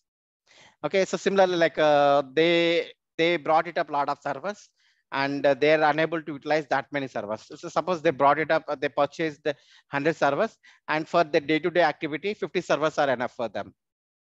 And what we have to do, these 50 servers. And then they came up a kind of a solution. Why can't we do a rent? Why can't we rented these things to this thing? Why can't we do a rented these servers? That is the first kind of thing they come up. And initially they started giving the rent, but later they come up with a kind of a solution called web services. So now they created a kind of the AWS called Amazon Web Services, and they started, they started giving instead of servers, they started giving to the resources. They started giving CPU and memory in the cloud prospect. You mean to say you sitting here and you're going to utilize their services. You're going to utilize their CPU and memory. For the that's how it has happened. That's what it started from the 2005. That is started actually, and now till now that is also utilizing the same way, and it is one of the market highest market grouping, what I can say, highest market having for the AWS only, because of these services, because it started very new, very early, and they come up with a lot of these things, and they're able to generate the revenue for the same thing as well. Okay, so in there, like, you have three activities. So for the cloud, you go for the any of the cloud computing, it representation into the three terminologies. One is as, another one is PaaS, other one is SaaS. Mean to say infrastructure as a service, platform as a service, software as a service. So what is this? What is this infrastructure as a service? What is this platform as a service? What is software as a service? It's very simple thing. Okay, so infrastructure as a service mean to say they only provide you infrastructure, they only provide you resources, mean to say they only provide you CPU, memory, OS, all those things, and they won't install any software, so they won't do anything for you.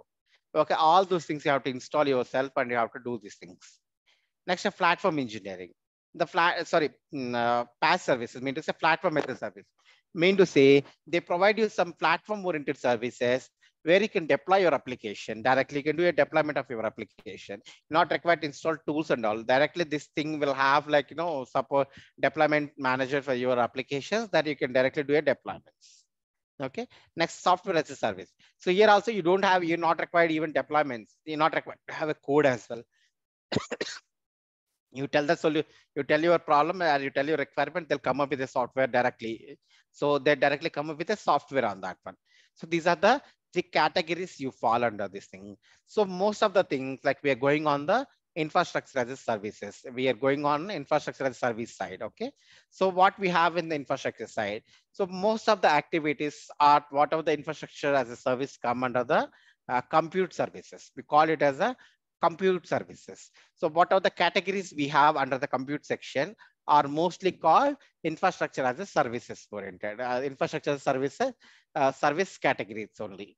Okay. So in there, right, we have in compute services, we have EC2 is one service where you can create virtual machines. You can create virtual machines. That virtual machines that have CPU, memory, and OS, all those things.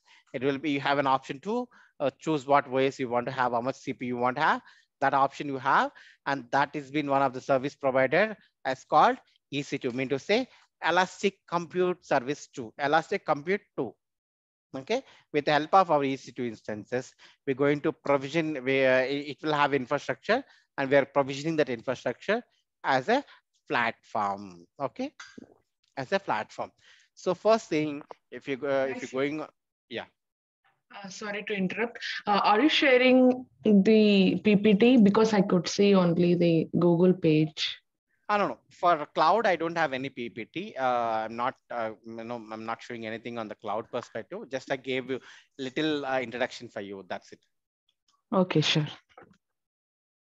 Yeah, maybe Shiva, if you want to have anything written on notepad or something, right? Because a lot of terminologies are Yeah, so actually, blank. this is only for your references kind of thing. So most of the times, why I didn't take you going attend like your clouds. After this, you're going on the cloud thing, right? You have like a lot of elaborated things. Okay, so most of the things you're not required to worry on now. That's the reason I didn't write it up anything on there. Okay. So if you're not required to deep level knowledge on that right now. Okay.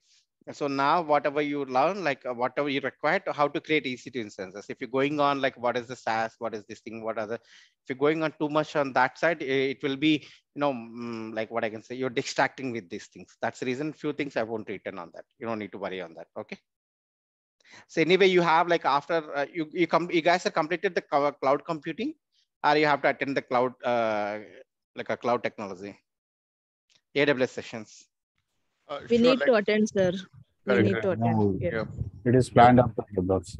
Yeah, usually it will have, that's the reason. See, like a few things, right? You'll get it like elaborated discussion on like what is a SaaS, what is a PaaS, why it is, all those elaborated discussion you will get on there. Okay. So there you're not required to worry on that one. So few things where what you required, I'll write it up on there. Just remind, for your information that those things. Your ultimate goal now to create a EC2 instances. If you want write it, it won't be a big deal, man. I can write, but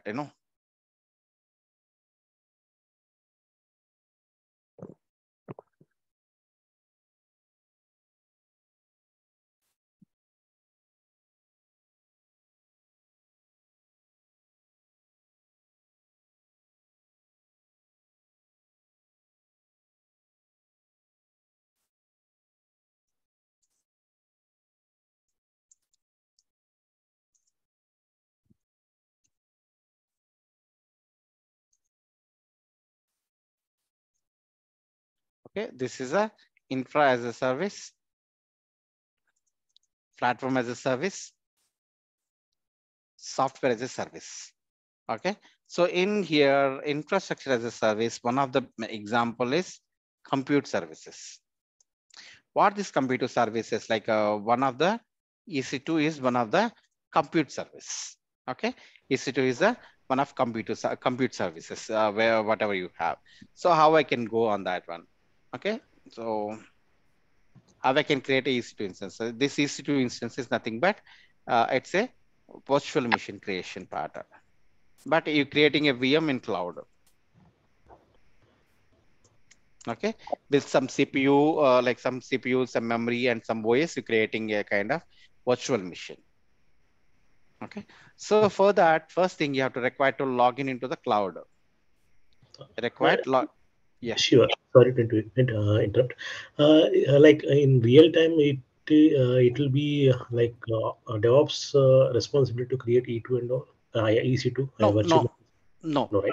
Okay. It's see like it's a cloud, right? Like nowadays, you're not required to create these things. Like maybe some kind of some situations what happening, some kind of tools is automatically creating these EC2 instances. Okay, so what happening? You need to get familiar with these things. Okay.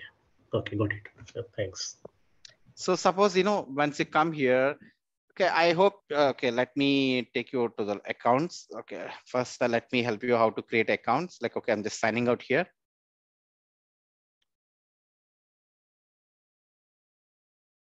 So the first and foremost, you have to create a account here. Okay, how to create account? Just I'll go to the sign in here. Here, if you have like a new account, maybe, yeah.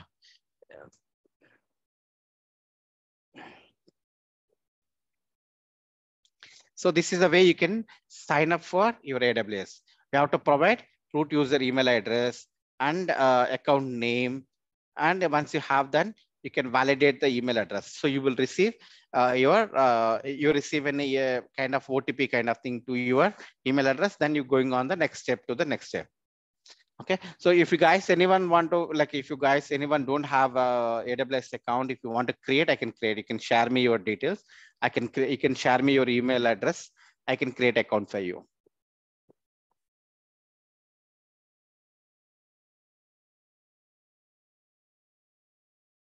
But you're required to share, like, or you receive a kind of key, you have to quickly share that to me. That is the one thing.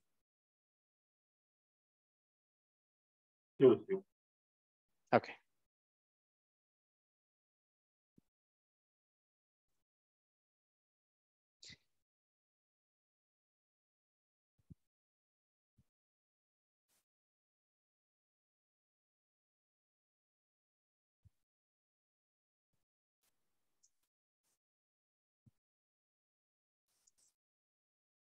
I gave same thing as your account name, and I verifying the email address. So you receive a kind of a verification code. Can you please help me with that? Yeah, sure. Just 1 minute.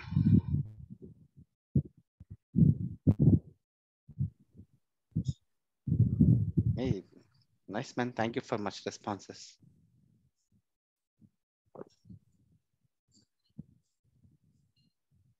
Oh, it says, okay, I have an account already. So, okay, I think I would have long back created. So it didn't give me an account code.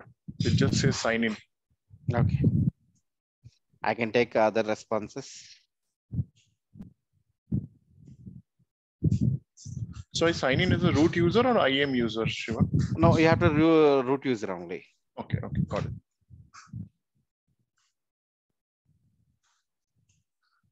I can take Rohan Shinde, is the one recently sent it.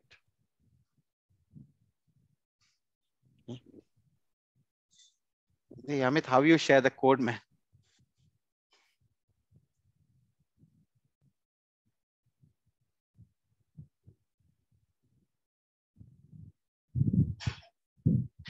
Okay.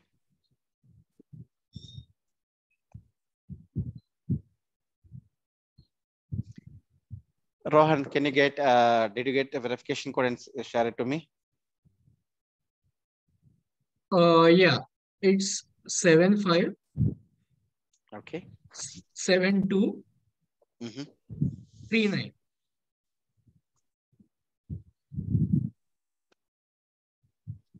Okay, it's you. Your email address has been successfully verified, and I'm just creating a password as, like,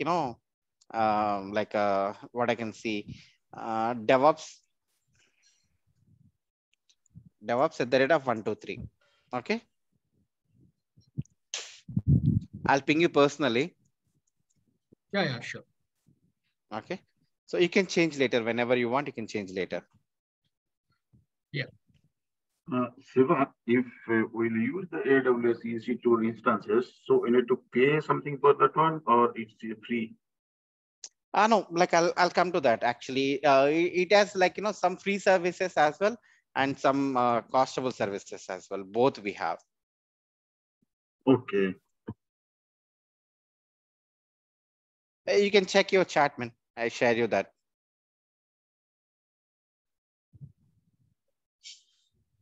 Sorry, it says like a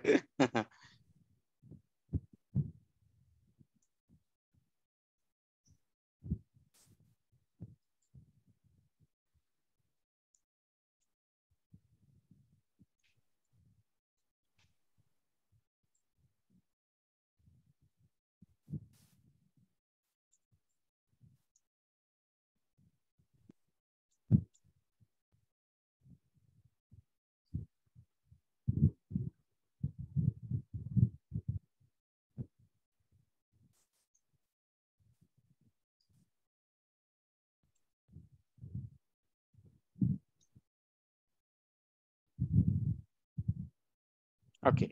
So now it's saying, like, what the way you want to create it.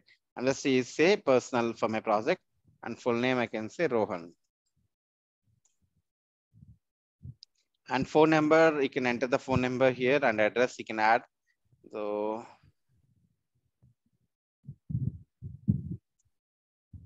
India. Can you help me with your phone number, buddy? Yeah, it's 89 89 28 mm-hmm. 677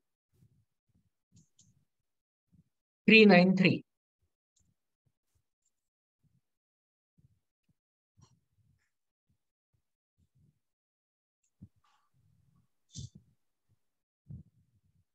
So where are you from? Hyderabad or Pune?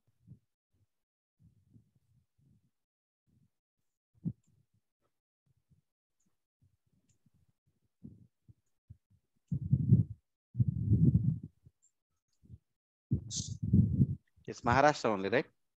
Yeah.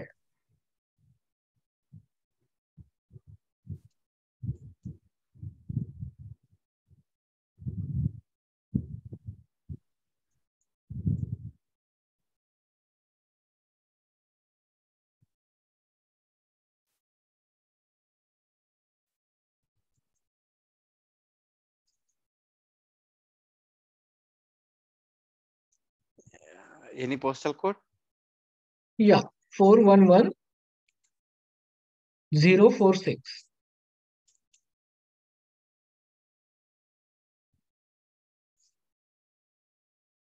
So once you have done, right, it will ask your credit card details. Okay, credit card details, which you required to have enabled in international transactions. Credit card, debit card details, it is asked.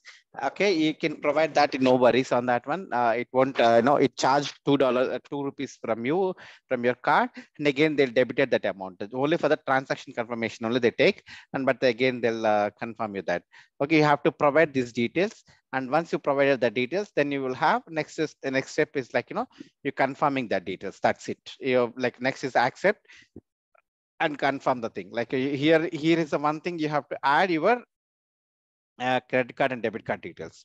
So I'm skipping here. I'm skipping from here, Rohan. So you say like you were like, setup was not completed. Like next time, when you started, when you're going on the sign in here with the same username and email ID and password, whatever the shared to you, right? So it will ask you like enter these details. So you can, continue from here onwards. No worries on that. Okay. All right. Thank you. Yeah.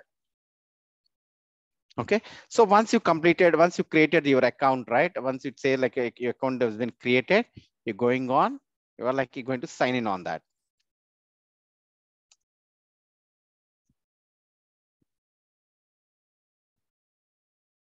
So you're going on here, sign in.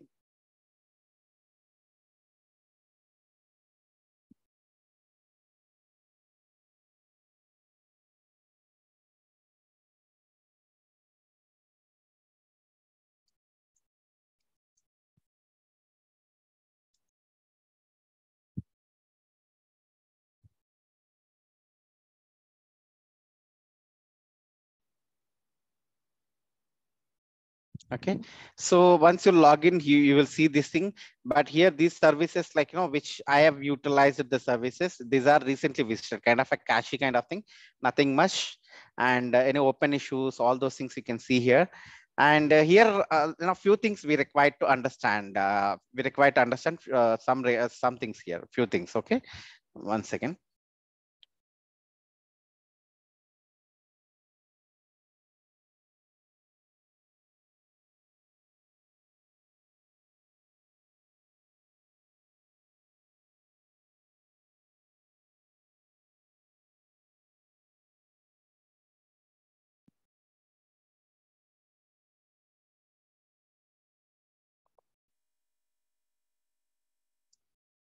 Okay, so few things here you require to see.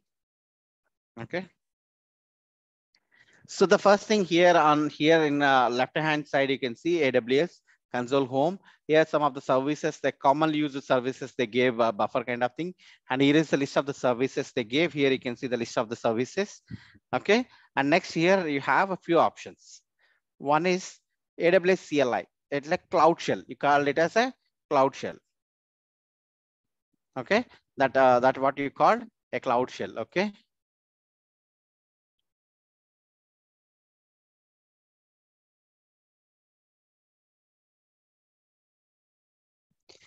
Okay. Okay, cloud shell. It is meant to this a CLI kind of shell command terminal. It will be open where you can perform your activities. And this is the bell notification. We all know that it's a bell for the notifications. And this is for the help. Okay. And see here, it shows Mumbai. What is this Mumbai? So when I drop, it's a drop down. When I click on this thing, it shows me a lot of these things.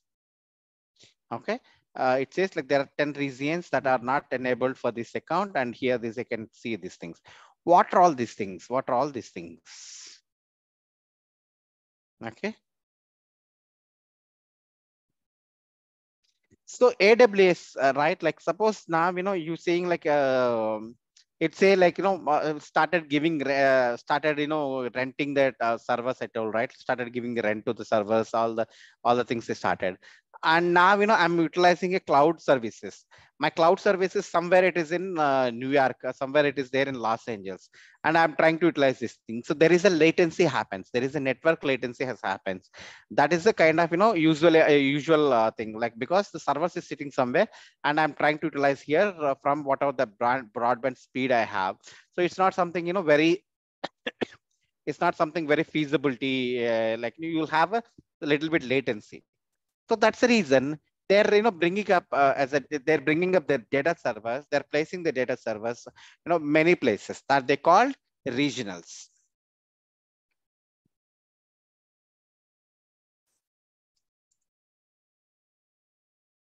You can see that. 1 second.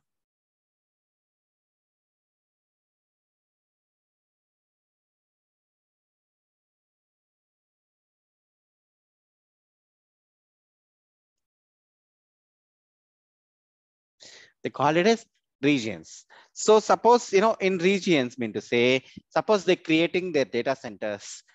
Suppose in Asia, somewhere like US is very far to us. So in Asia, they're also placing the data centers in Hyderabad, and they place the data center in Mumbai.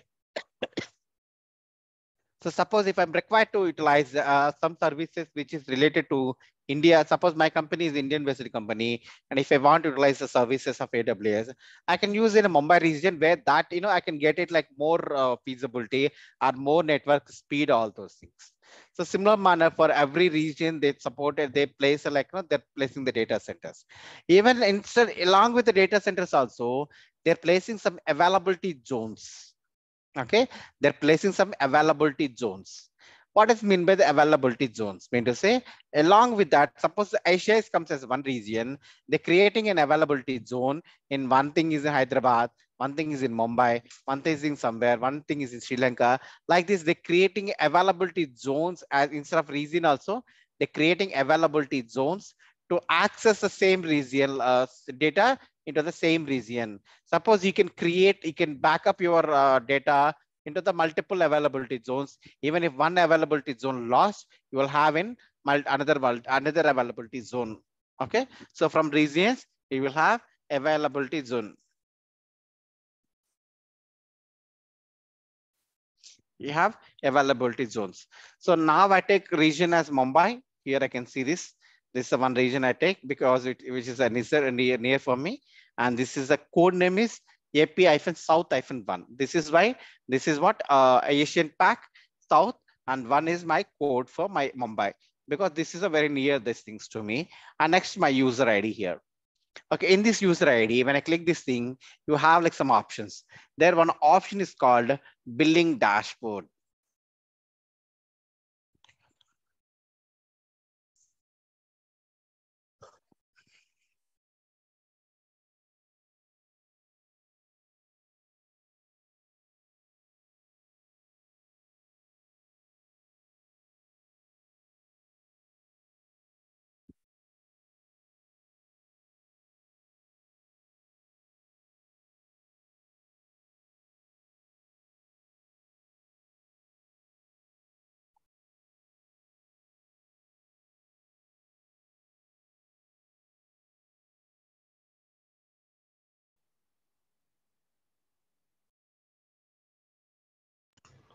Shiva, I'm not able to hear you. I don't know. I'm just opening this thing like it is open. Okay. Okay. So here I have to pay $0.16 as my this is changes, and I have to pay some charges for that one.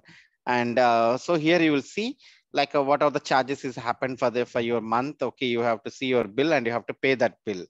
Okay, but but if everything comes up as a costly services, how I can utilize this thing? So that's the reason they gave a kind of a free tier. Here you can see this is a free tier. Here you can see this is a free tier. They told us they're giving some services as a free tier. So if you go here,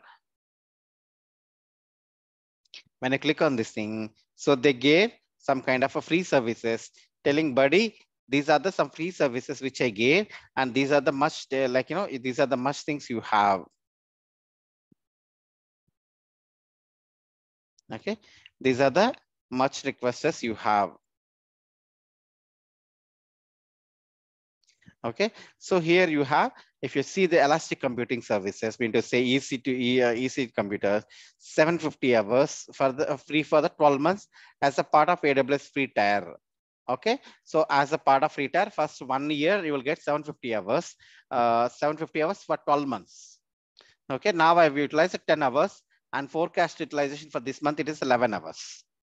So similar manner, you're going to get like those things, and you can come here and you can see how much of you have been utilized for your free services. Okay, and you have to always monitor like your billing, your bills, and make sure, yes, how much of bills you have to pay and how much of bills, if you left any services, it will, it will eat up your, lot of money. So there is a a kind of a joke. There is a joke. It will usually happen.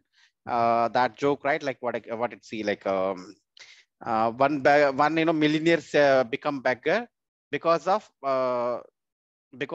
he say like I left an EC2 instances alone. So I just left a EC2 instances I open. So he became a beggar, from millionaire to beggar. So that's how it happens. So if you left any EC2 instances somewhere, any services, if you let like that, it will eat up your like lot of money. So make sure that you're coming into the billing dashboard and you can see that. Okay. Guys, there is a feedback has been open. You can give me feedback of my however my session from 1 to 5.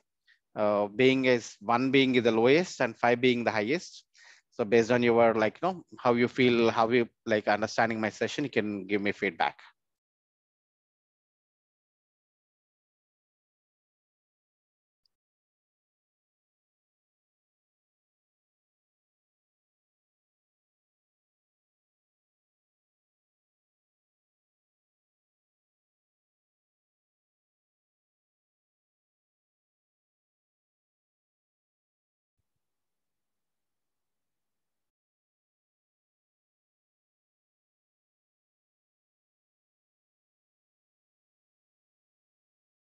Okay, so from here, and this is $0.16 I have to pay.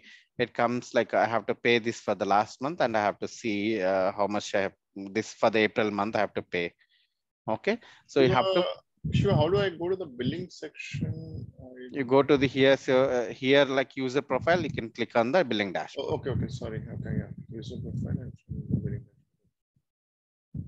And where do I see like which service is running or if anything is there?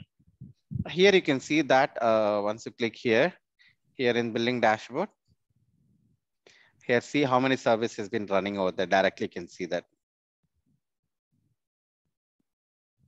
Okay, in the billing dashboard, okay.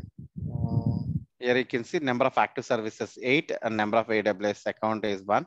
Total number of active regions are 4. Okay.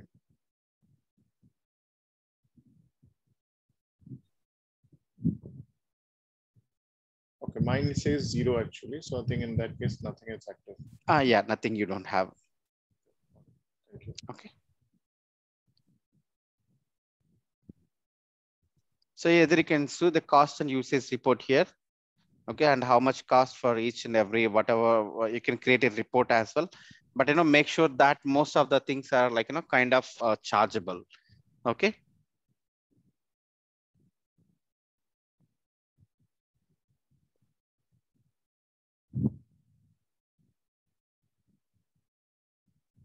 So they don't give any educational account, like, where we can. I'm not sure on that one.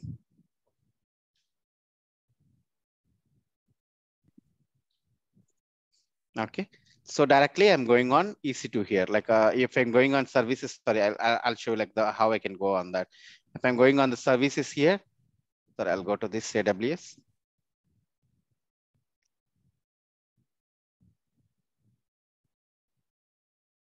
So click on the services. Here in the compute service, you have compute services. If you click on the computer services, here you receive a lot of services related to the computer. One of the compute services, virtual servers in the cloud, which is EC2. I'm just clicking on this thing. Okay, so here I get this as a dashboard. What are the EC2 instances been active and all those things. I receive this as a one thing. So here that, whatever virtual machines has been creating under the part of your EC2, you're calling that as a instances. What are the virtual machines you're creating? You're calling that as a instances. Okay, now you go to the instances.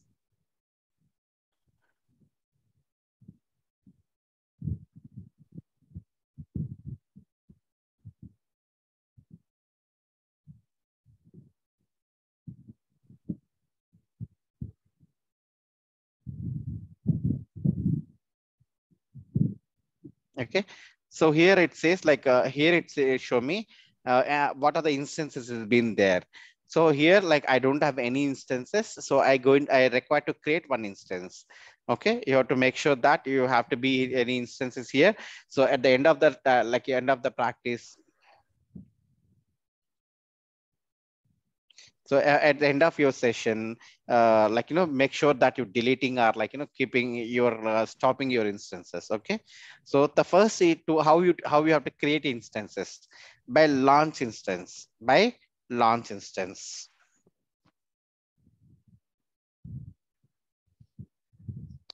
Okay, guys, I strongly suggest you take the polls.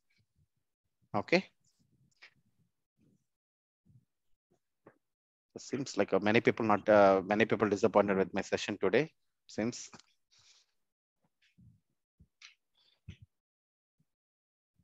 I don't have a poll.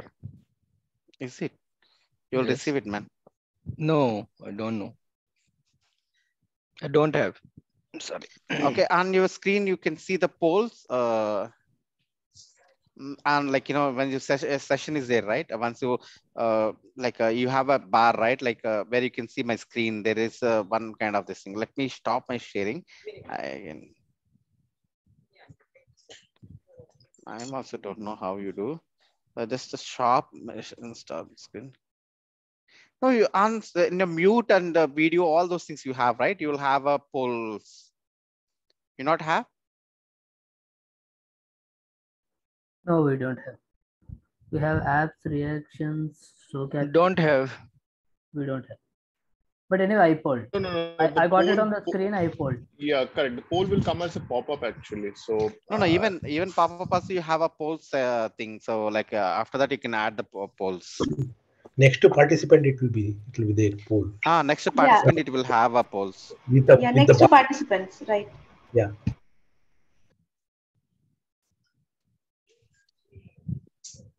Just a minute. Once you polled, the option will get vanished.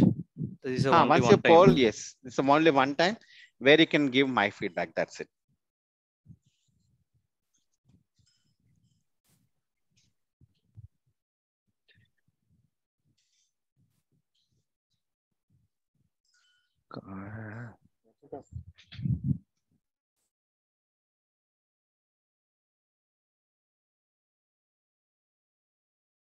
Okay, so here this is the first screen. When I click on the launch instance, it shows.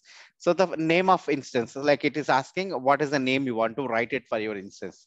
If I say a kind of text, so test instance.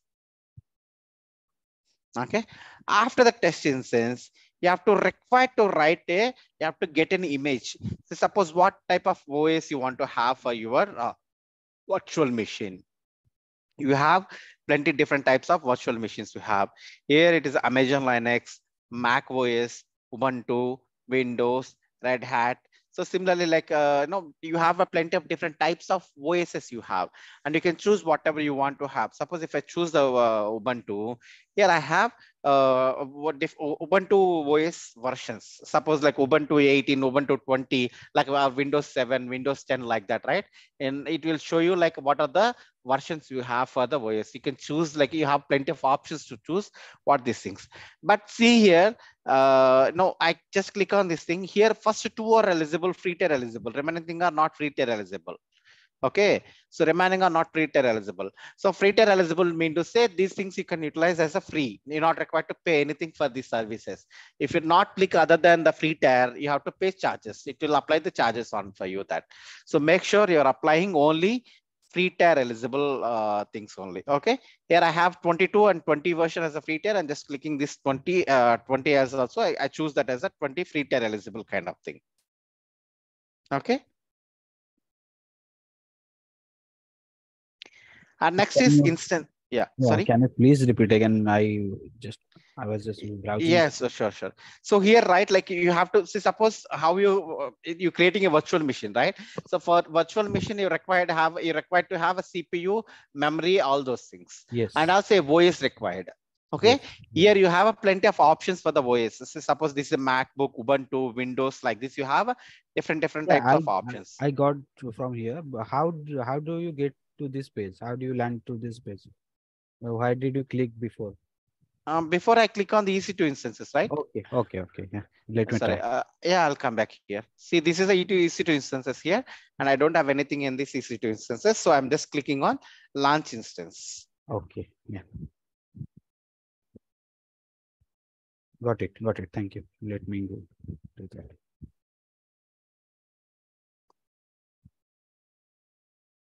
Okay, on the launch instance. So here I'm just giving a name. So I just gave a test, not text. Okay, it's a test. I gave text, and for that VM, for that virtual machine, I have to use a OS. So I just choose Ubuntu. After the choosing Ubuntu,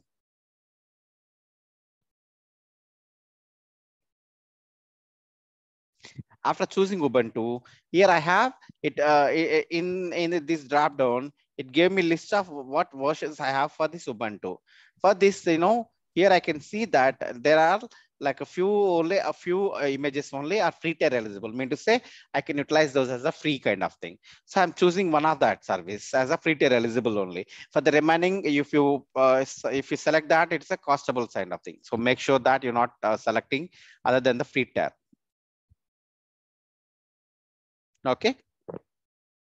And when you do the little bit scroll up, you have to provide instance type. Okay, what is mean by the instance type? Mean to say how much CPU you have to have, how much CPU and how much memory you require for this thing, how much CPU you require and how much storage, how much memory required for this thing. Like you creating a virtual machine, and that virtual machine, how much CPU required and how much memory it required. So when I see here, there are different types of instances, like a different type of these things is there. But for me, I have to choose the free tier only, which is free tier, which is a kind of free for me, not costable. So if you're going on, the other than the free tier, you have to pay cost for that. And the free tier also, after the free tier also, you require on-demand Linux pricing 0.01.24 USD per hour. And these are all you have to pay even on the free tier as well, after the free tier. Okay. So here I choose one CPU, meant to say one CPU, 1 GB, like 1 GB memory and one CPU, which is a family of T2, and the name is T2.micro. I have choose T2.micro, which is a free tier eligible with one CPU and 1 GB memory. Okay, this is what I choose. And when you come after this a little bit scroll down, you have a key pair login. It says like a key pair login. So now you like you're creating a virtual machine. So how you give a a password protected to this thing, like it required to have like a kind of password authentication kind of thing, right? You have to give username, password kind of thing to your virtual machine. So how you going to authenticate yourself for the for that virtual machine? So since this is a Linux based environment, we have to Yeah. Hello. Yes. Actually, on-demand Linux pricing. What is this? So this is like how much amount you have to pay for the instance if it cross a fee tier. Okay, you can demand just like you can more required more, right?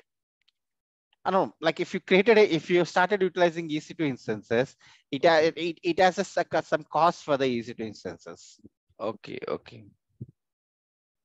But now it is a free tier. It's a free tier. After the free tier, you have to pay the charges per hour. Okay. After completion the time, right? Yeah, after completion of the time. So after the completion of time, what you have to do is simply create one more AWS account with your different email ID. Okay. We have a Okay, number got of it. email IDs, right? Yes, yes, yes. So, like to give you authentication, right? We required a kind of key pair combination. So what is a key pair combination mean to say? Public key and private key combinations. So public key and private key combination. So it will have a public key and you have saving your private key. So you will have a private key. The system will have a public key. Once you enter the private key, it will authenticated with that. It will match with the public key and it will authenticated you to log in that account. Okay. That is a key pair. So you can create a new key pair. It will be automatically, just let me create a new key pair. Once I created a key pair, it is asked me key pair name. I say Siva underscore me.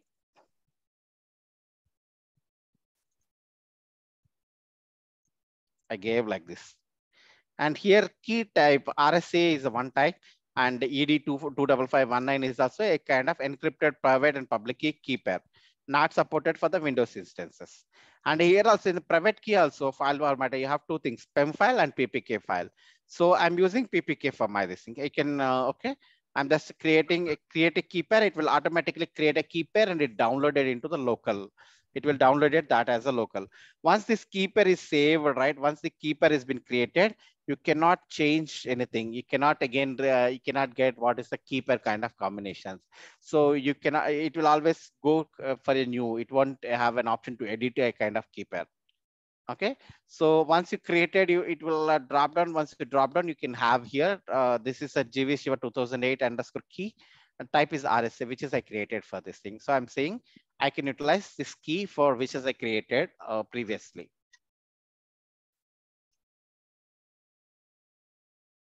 And once you coming here, some network settings, I'm not going to change anything on this network settings as of now, just keep it like that. And some storage we require to add to the instances. Here it says like how much storage you want to add to this instance or this virtual machine. So here they say, right, AMI contains more instances storage volume than the instance allows. There are only first 0 instances store volume than AMI, and it says something. And free tier eligible customers can get 30 GB of EBS, 30 GB of EBS only. So here you have to have max is 30 GB. So I'm just giving 20 GB only. Okay, 20 GB.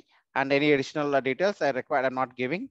And how many number of instances you want to have? I'm saying I want to have only one instances. And again, the AMI, like me to say what kind of OS I want to use. Ubuntu 20, and this is T2.micro.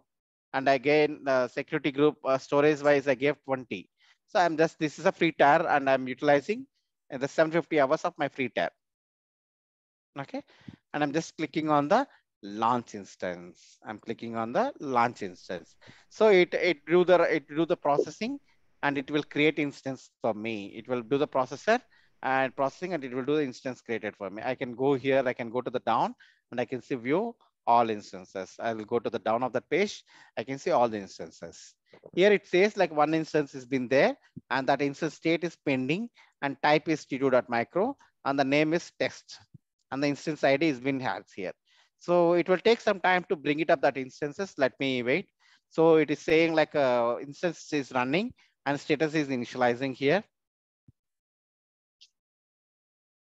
So once I click on this instances, I just clicking on this instance. When I click these instances, it gave me some details for the instances. What details I have to be taking care here? What details I have to be taking care here? Here you have a public IP4 address, private IP4 address, public IP4 DNS, and private DNS IP address. These are the two things you have to, these are the four things you have to remember. You have to take care for your instances. You have to verify whether this four has been created or not. These four are been created or not. You have to verify yes.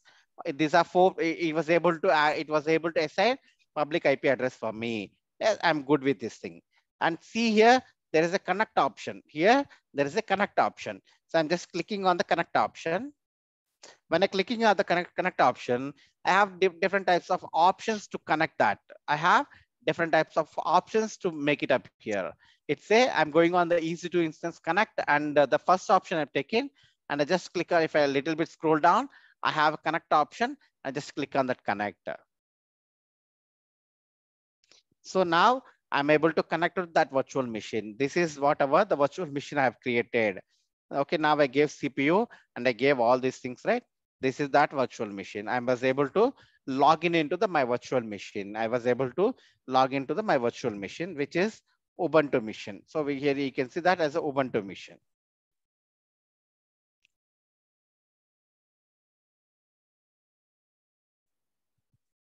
Okay, so this is how you can create an EC2 instances, and this is how you can log into your EC2 instances.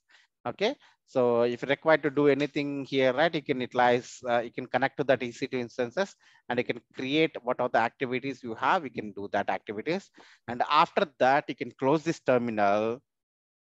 Okay, and go to the instances again. Go to the instances page.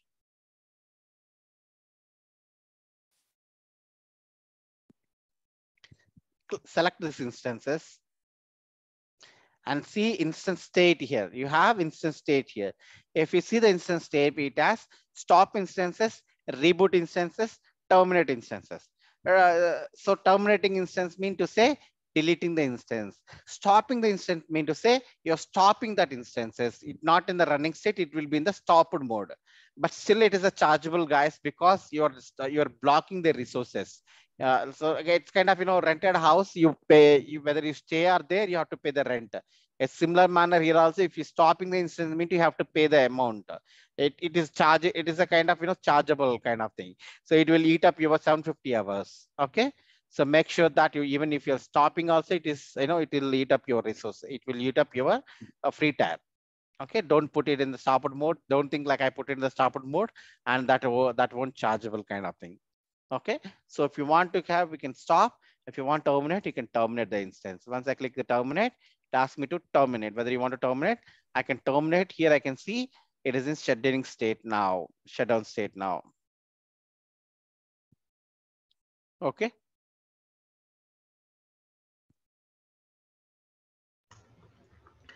That 750 hours is inclusive, means inclusive for all services or only for?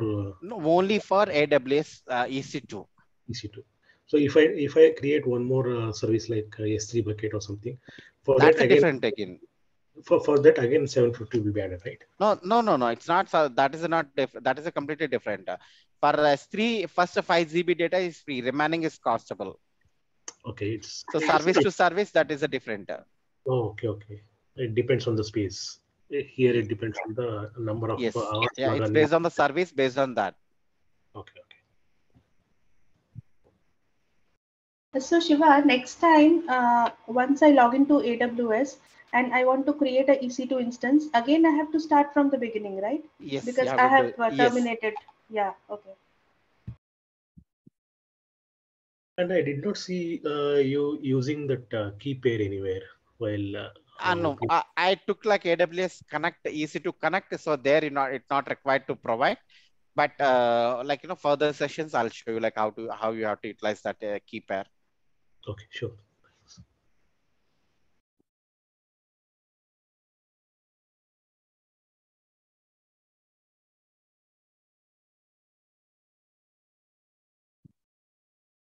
Okay.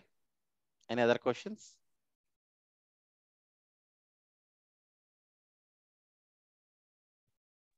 So Shiva, this will be the practice exercise for us, right? I mean, to create that instance. Yes. And, yes. You have to create the instances. Yes.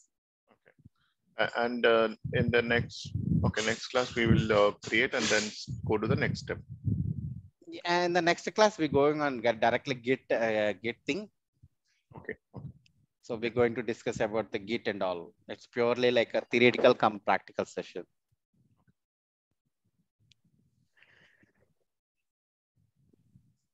Shiva, like just now I did an account and for me it's showing is no free tire service data available. Not sure why is that for me. No, sometimes like it will take 1 day to activate the complete account.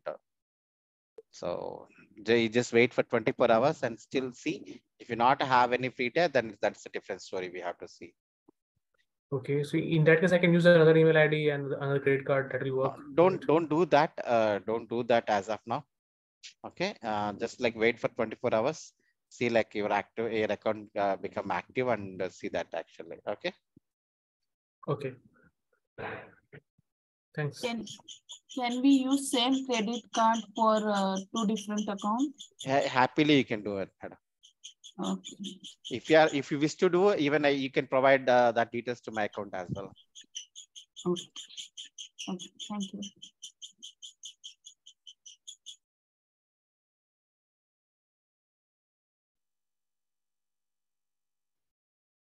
I won't hesitate. You can provide for my account as well.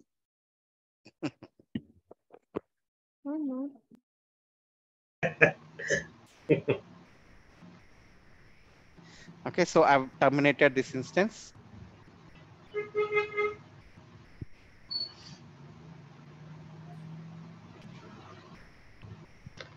We'll So see. Shiva, if you created an account easy to instance in the past and deleted it, it will not show up here, right?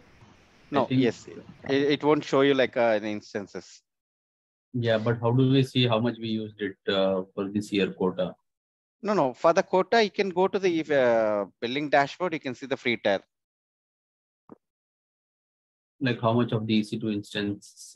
Yes, here I shown you, right? Where, If you go to the billing dashboard and select the free tire, here you can see that how much you have utilized.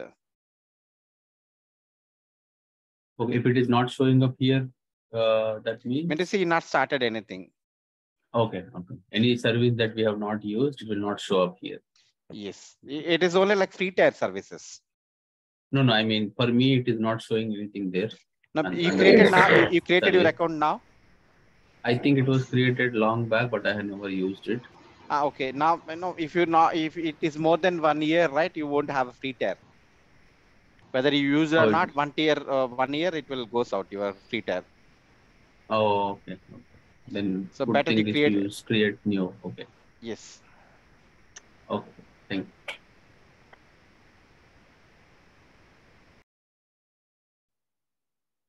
What does that mean? That 10 hours you utilized already for Amazon Yes. Elastic Cloud Compute? Yes. 10 hours I already utilized. Okay. Can we disable this one? Like not to calculate? If not calculated, you don't know, then you directly lost that entire thing. You lost the billing.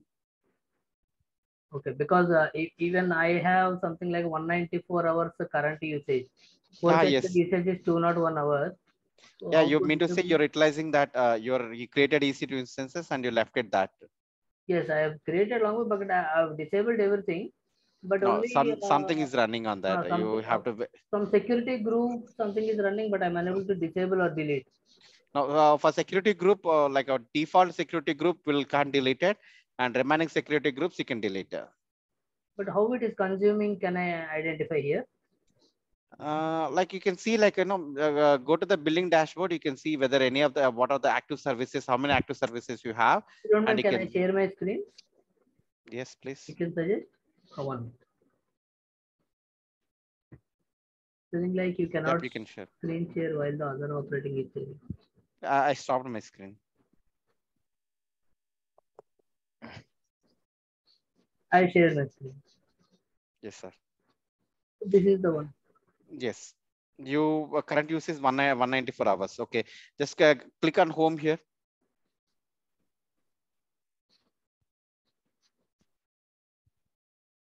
So you have 4 active services, sir. From where is this active services? I'm unable to view your bill clearly. Where bill, sir? Bill. No. Here on there, you view your bill. You can see in which region.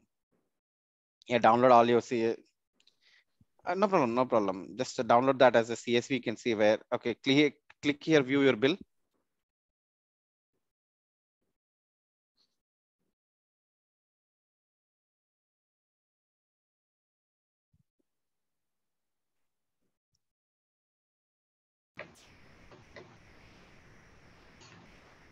See that elastic compute is 0.9. Okay, extract that. Yes. Yeah, you Stockholm. You have see you left it like these things. No. EBS you left it like 2.16. Okay, just go little bit up, please. Okay, EU region, Stockholm. Go to that region. Which one? Yes.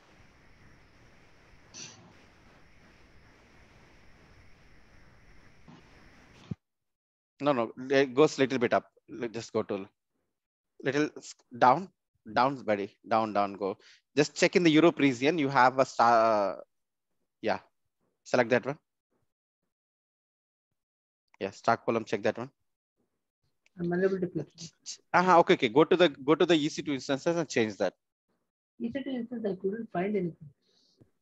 No, you're checking on one region. You're not checking on the different region.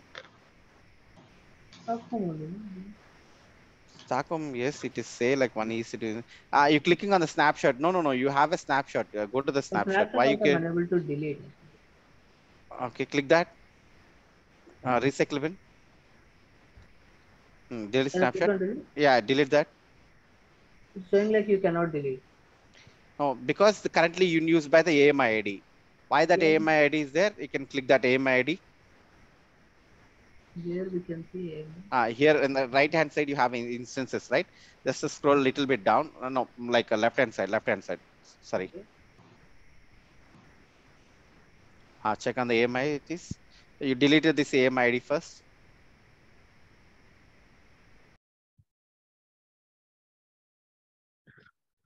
Deregister. Yeah.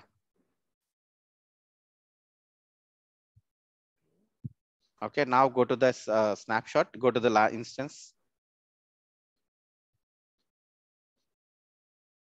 Now delete that snapshot.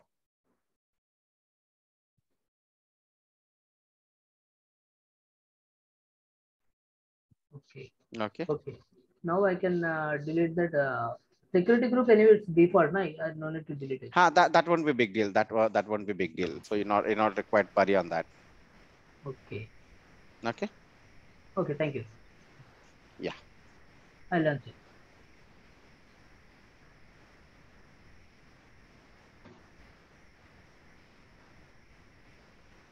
So any questions, guys? Let me know if you have any questions. And just see this thing. Okay, Sir, any questions? the instances, so where we can find the saved one, sir? Which one? What does it mean by saved one? I mean, instances, you said, no, you can create so many instances. So where we can find the saved instances in that website? No, created instances, I mean to say. Yeah, created instances, sir. Yes. On the same instance, EC2 screen, you can show that, right? Okay. Or else you can share your screen. I'll tell you.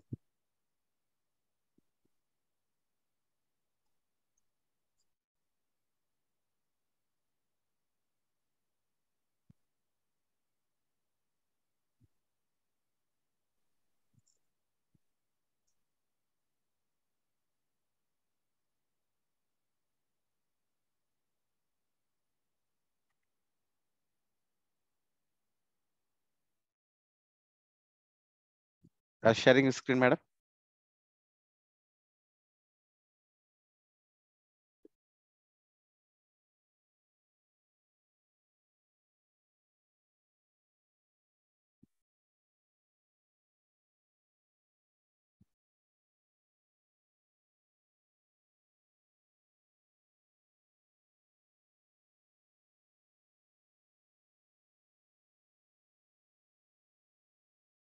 Hello.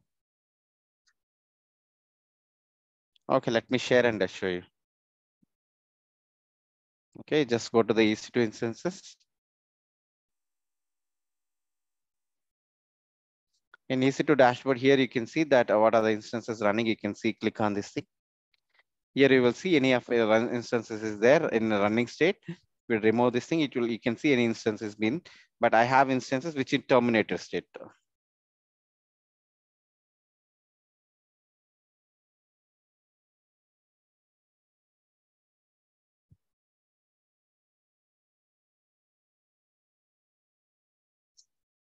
Okay.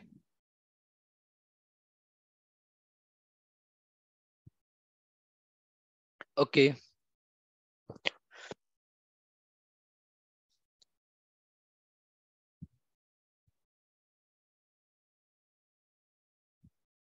So many questions, guys. Shiva, this recording, I think we have to ask Start Agile, right, for the recorded. No, they'll do that. They'll do that. They'll share that. Yeah, because this recording has the steps. So maybe in case we have to check anything. Yeah, they'll do that actually. Okay, thank you, Shiva. Okay, no worries on that. They'll upload that and they'll share you that. Okay, they'll do that and all. No worries on that. Okay, but tomorrow we are going to get started with Git. Yes. Okay. Are you able to finish Git tomorrow, or it will continue to next? No, it won't complete it tomorrow. I don't do in a hurry, man. Yes. Because I have a concern. I will not be attending 5th of May class.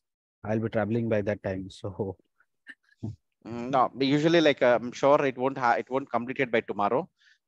Because this is very first tool, right? Like many people, they need to get.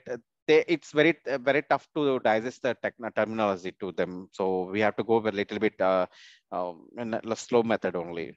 Okay, that will be good for me also.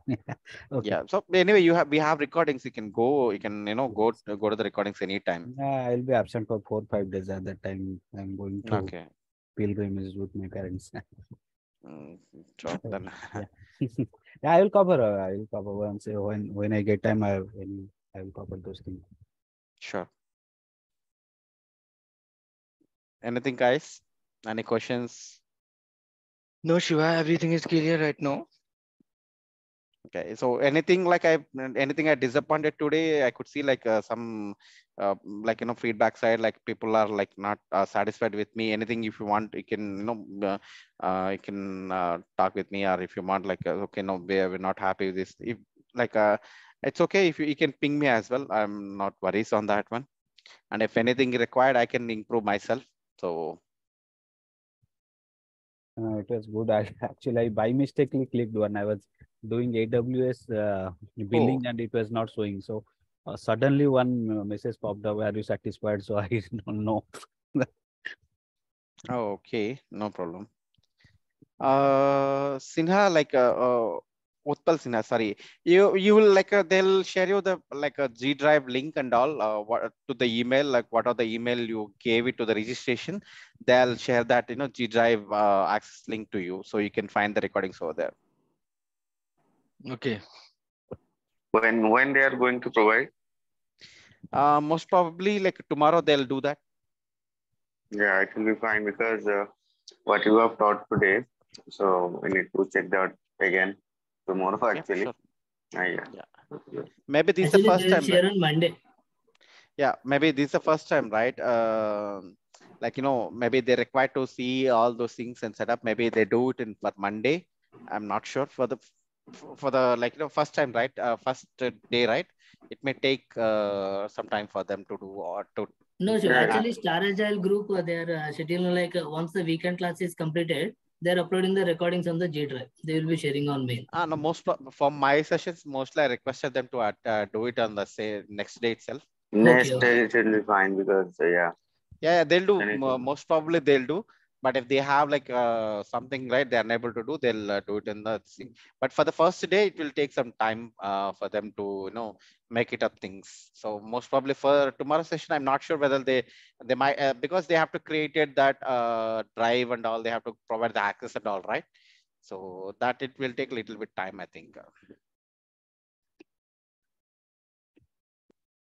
Okay. Shiva, when the WhatsApp group will be created? That will be happen on Monday. Okay. Yeah.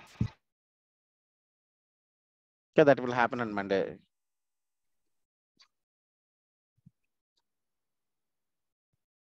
Okay.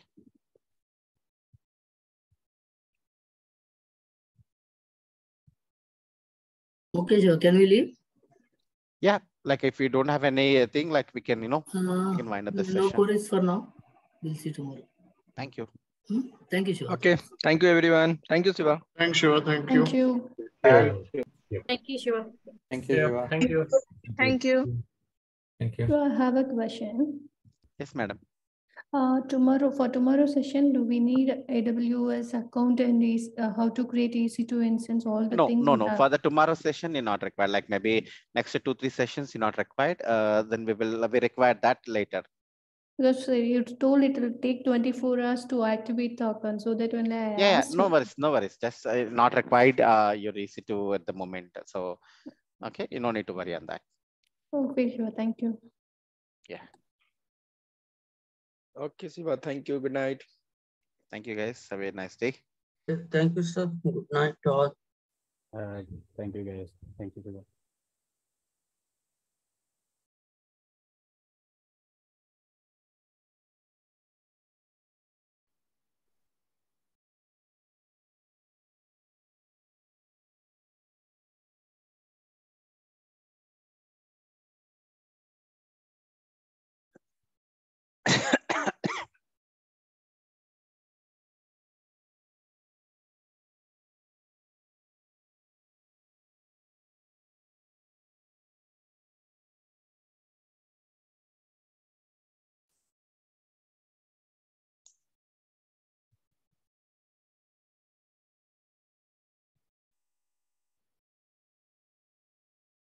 Mukesh, you there?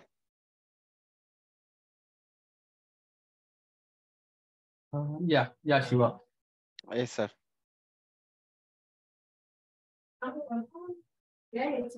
Yeah, so nothing specific. I mean, it was a great session, to be honest, Shiva. The only thing was maybe if you have next sessions, right? Anything that you can maybe share, streamline it, right? Like from very basic thing to why this is needed and then the next step and all. I'm not sure how to put it together, but maybe the next steps and all, next sessions, if you have something to share and then accordingly present it from very small level to next level. Yes, sir. Kind I of completely. thing. I'll tell you, like, Because when I if you said, see, right. I'll tell you just an example. Like today's this easy to instance also, right? Like creating an account and then what all things needed upfront, and then where to go, where to click, where to see. Because I saw somebody from electrical background, somebody who's not even from IT, right? So they might be completely lost. I felt that way because we wanted to get your perspective, your knowledge, right? So that's why I'm just okay. I completely agree. Do you know what is the problem here? If I'm showing up front, right? So people won't concentrate what I'm telling. They'll always ask, like, what is that? What is this on the screen? No, like it's like we are handling many people. Even today in chat also I asked, like, do you have any questions on the introduction kind of thing? People started asking me what is the differences between Git and GitHub. Even we didn't discuss on that. So if I not tell that answer, it will, they say like, okay, you not answer my question, I'll go on the feedback. So that was the happens, like we saw like for multiple batches, and we are not, sharing, like we have a entire PP, we have a PPTs, share all those things. Even that is the reason we are not showing like what content we are delivering, because of this is the only reason, because it's going on unnecessary context actually. So if I'm telling that, if I'm going on my way, so like I'm telling this thing, this and all this thing, then people are literally followed. If they are not able to understand, they can ask one more time. But, I don't want to disturb the class. Even if asking one more time is not something, big worry for me. If asking unnecessary questions is a big worry for me. No, I completely get that. I'm just saying about the specific topic when you are covering in specific, right? Just coming from very basic to why that is needed and then how to use it and what all things to take care, right? I mean, specific ones when you are going next sessions, that would be great. So, sure, I'll tell like most it was a probably like general one, right? Yeah. No, most probably like, I'll tell like what I'm going on this activity, why we required. So definitely like, without use case, I won't explain, these things. But I always explain the use case. I take the problem statement kind of thing and I explain how we are solving that also. Okay, that is the way I always goes, because I'll set it up to some context to them. Say yes, okay, this is a problem statement. So now how we are going to solve that? That's where I'll show you my practical kind of things. Okay, sure, sure, Shiva. Thank you. I think that would be fine. Yeah. Thank you so much. Yeah, don't take it the other way. No, I'm no, just no, trying man, to nothing. get your See, get I your just no, perspective and things, no. because I was lost a little bit when just on that browser when you just kept it, and then you were speaking about AWS EC2 instance and all the other terms, right? Even if you had any picture, or if you know already, you will be covering it, right? If you have a small diagram of these two EC2 instances, this would be used, See, and something like that.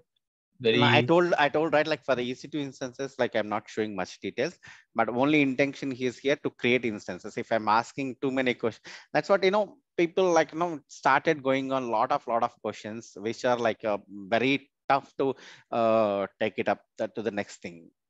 Okay, if you not answer right, they, again, it comes as a different perspective actually. That's the reason, we won't do much kind of some topics we won't take it up in elaborated. Some topics we will take it up in an elaborated, because which required and what required is like we will usually based on the context and based on the usages wise, we will explain to the people. okay, But sure. it's not even, I ask like them, any questions you have related, we yet to start. Some people No, say people like, will definitely not answer. yeah, Don't it's want not to be get something, we started spotlighted, like right? it's almost like 15 to 16 batches we saw here. Like very first time I didn't understand, even I was like some kind of a confusion things, but later I came to know and I stopped all the PPT's presentation, all those things. Okay. Sure. I think we are Thank good you, for man. now. Thank you, Thanks man. for your time. Yeah. See you tomorrow.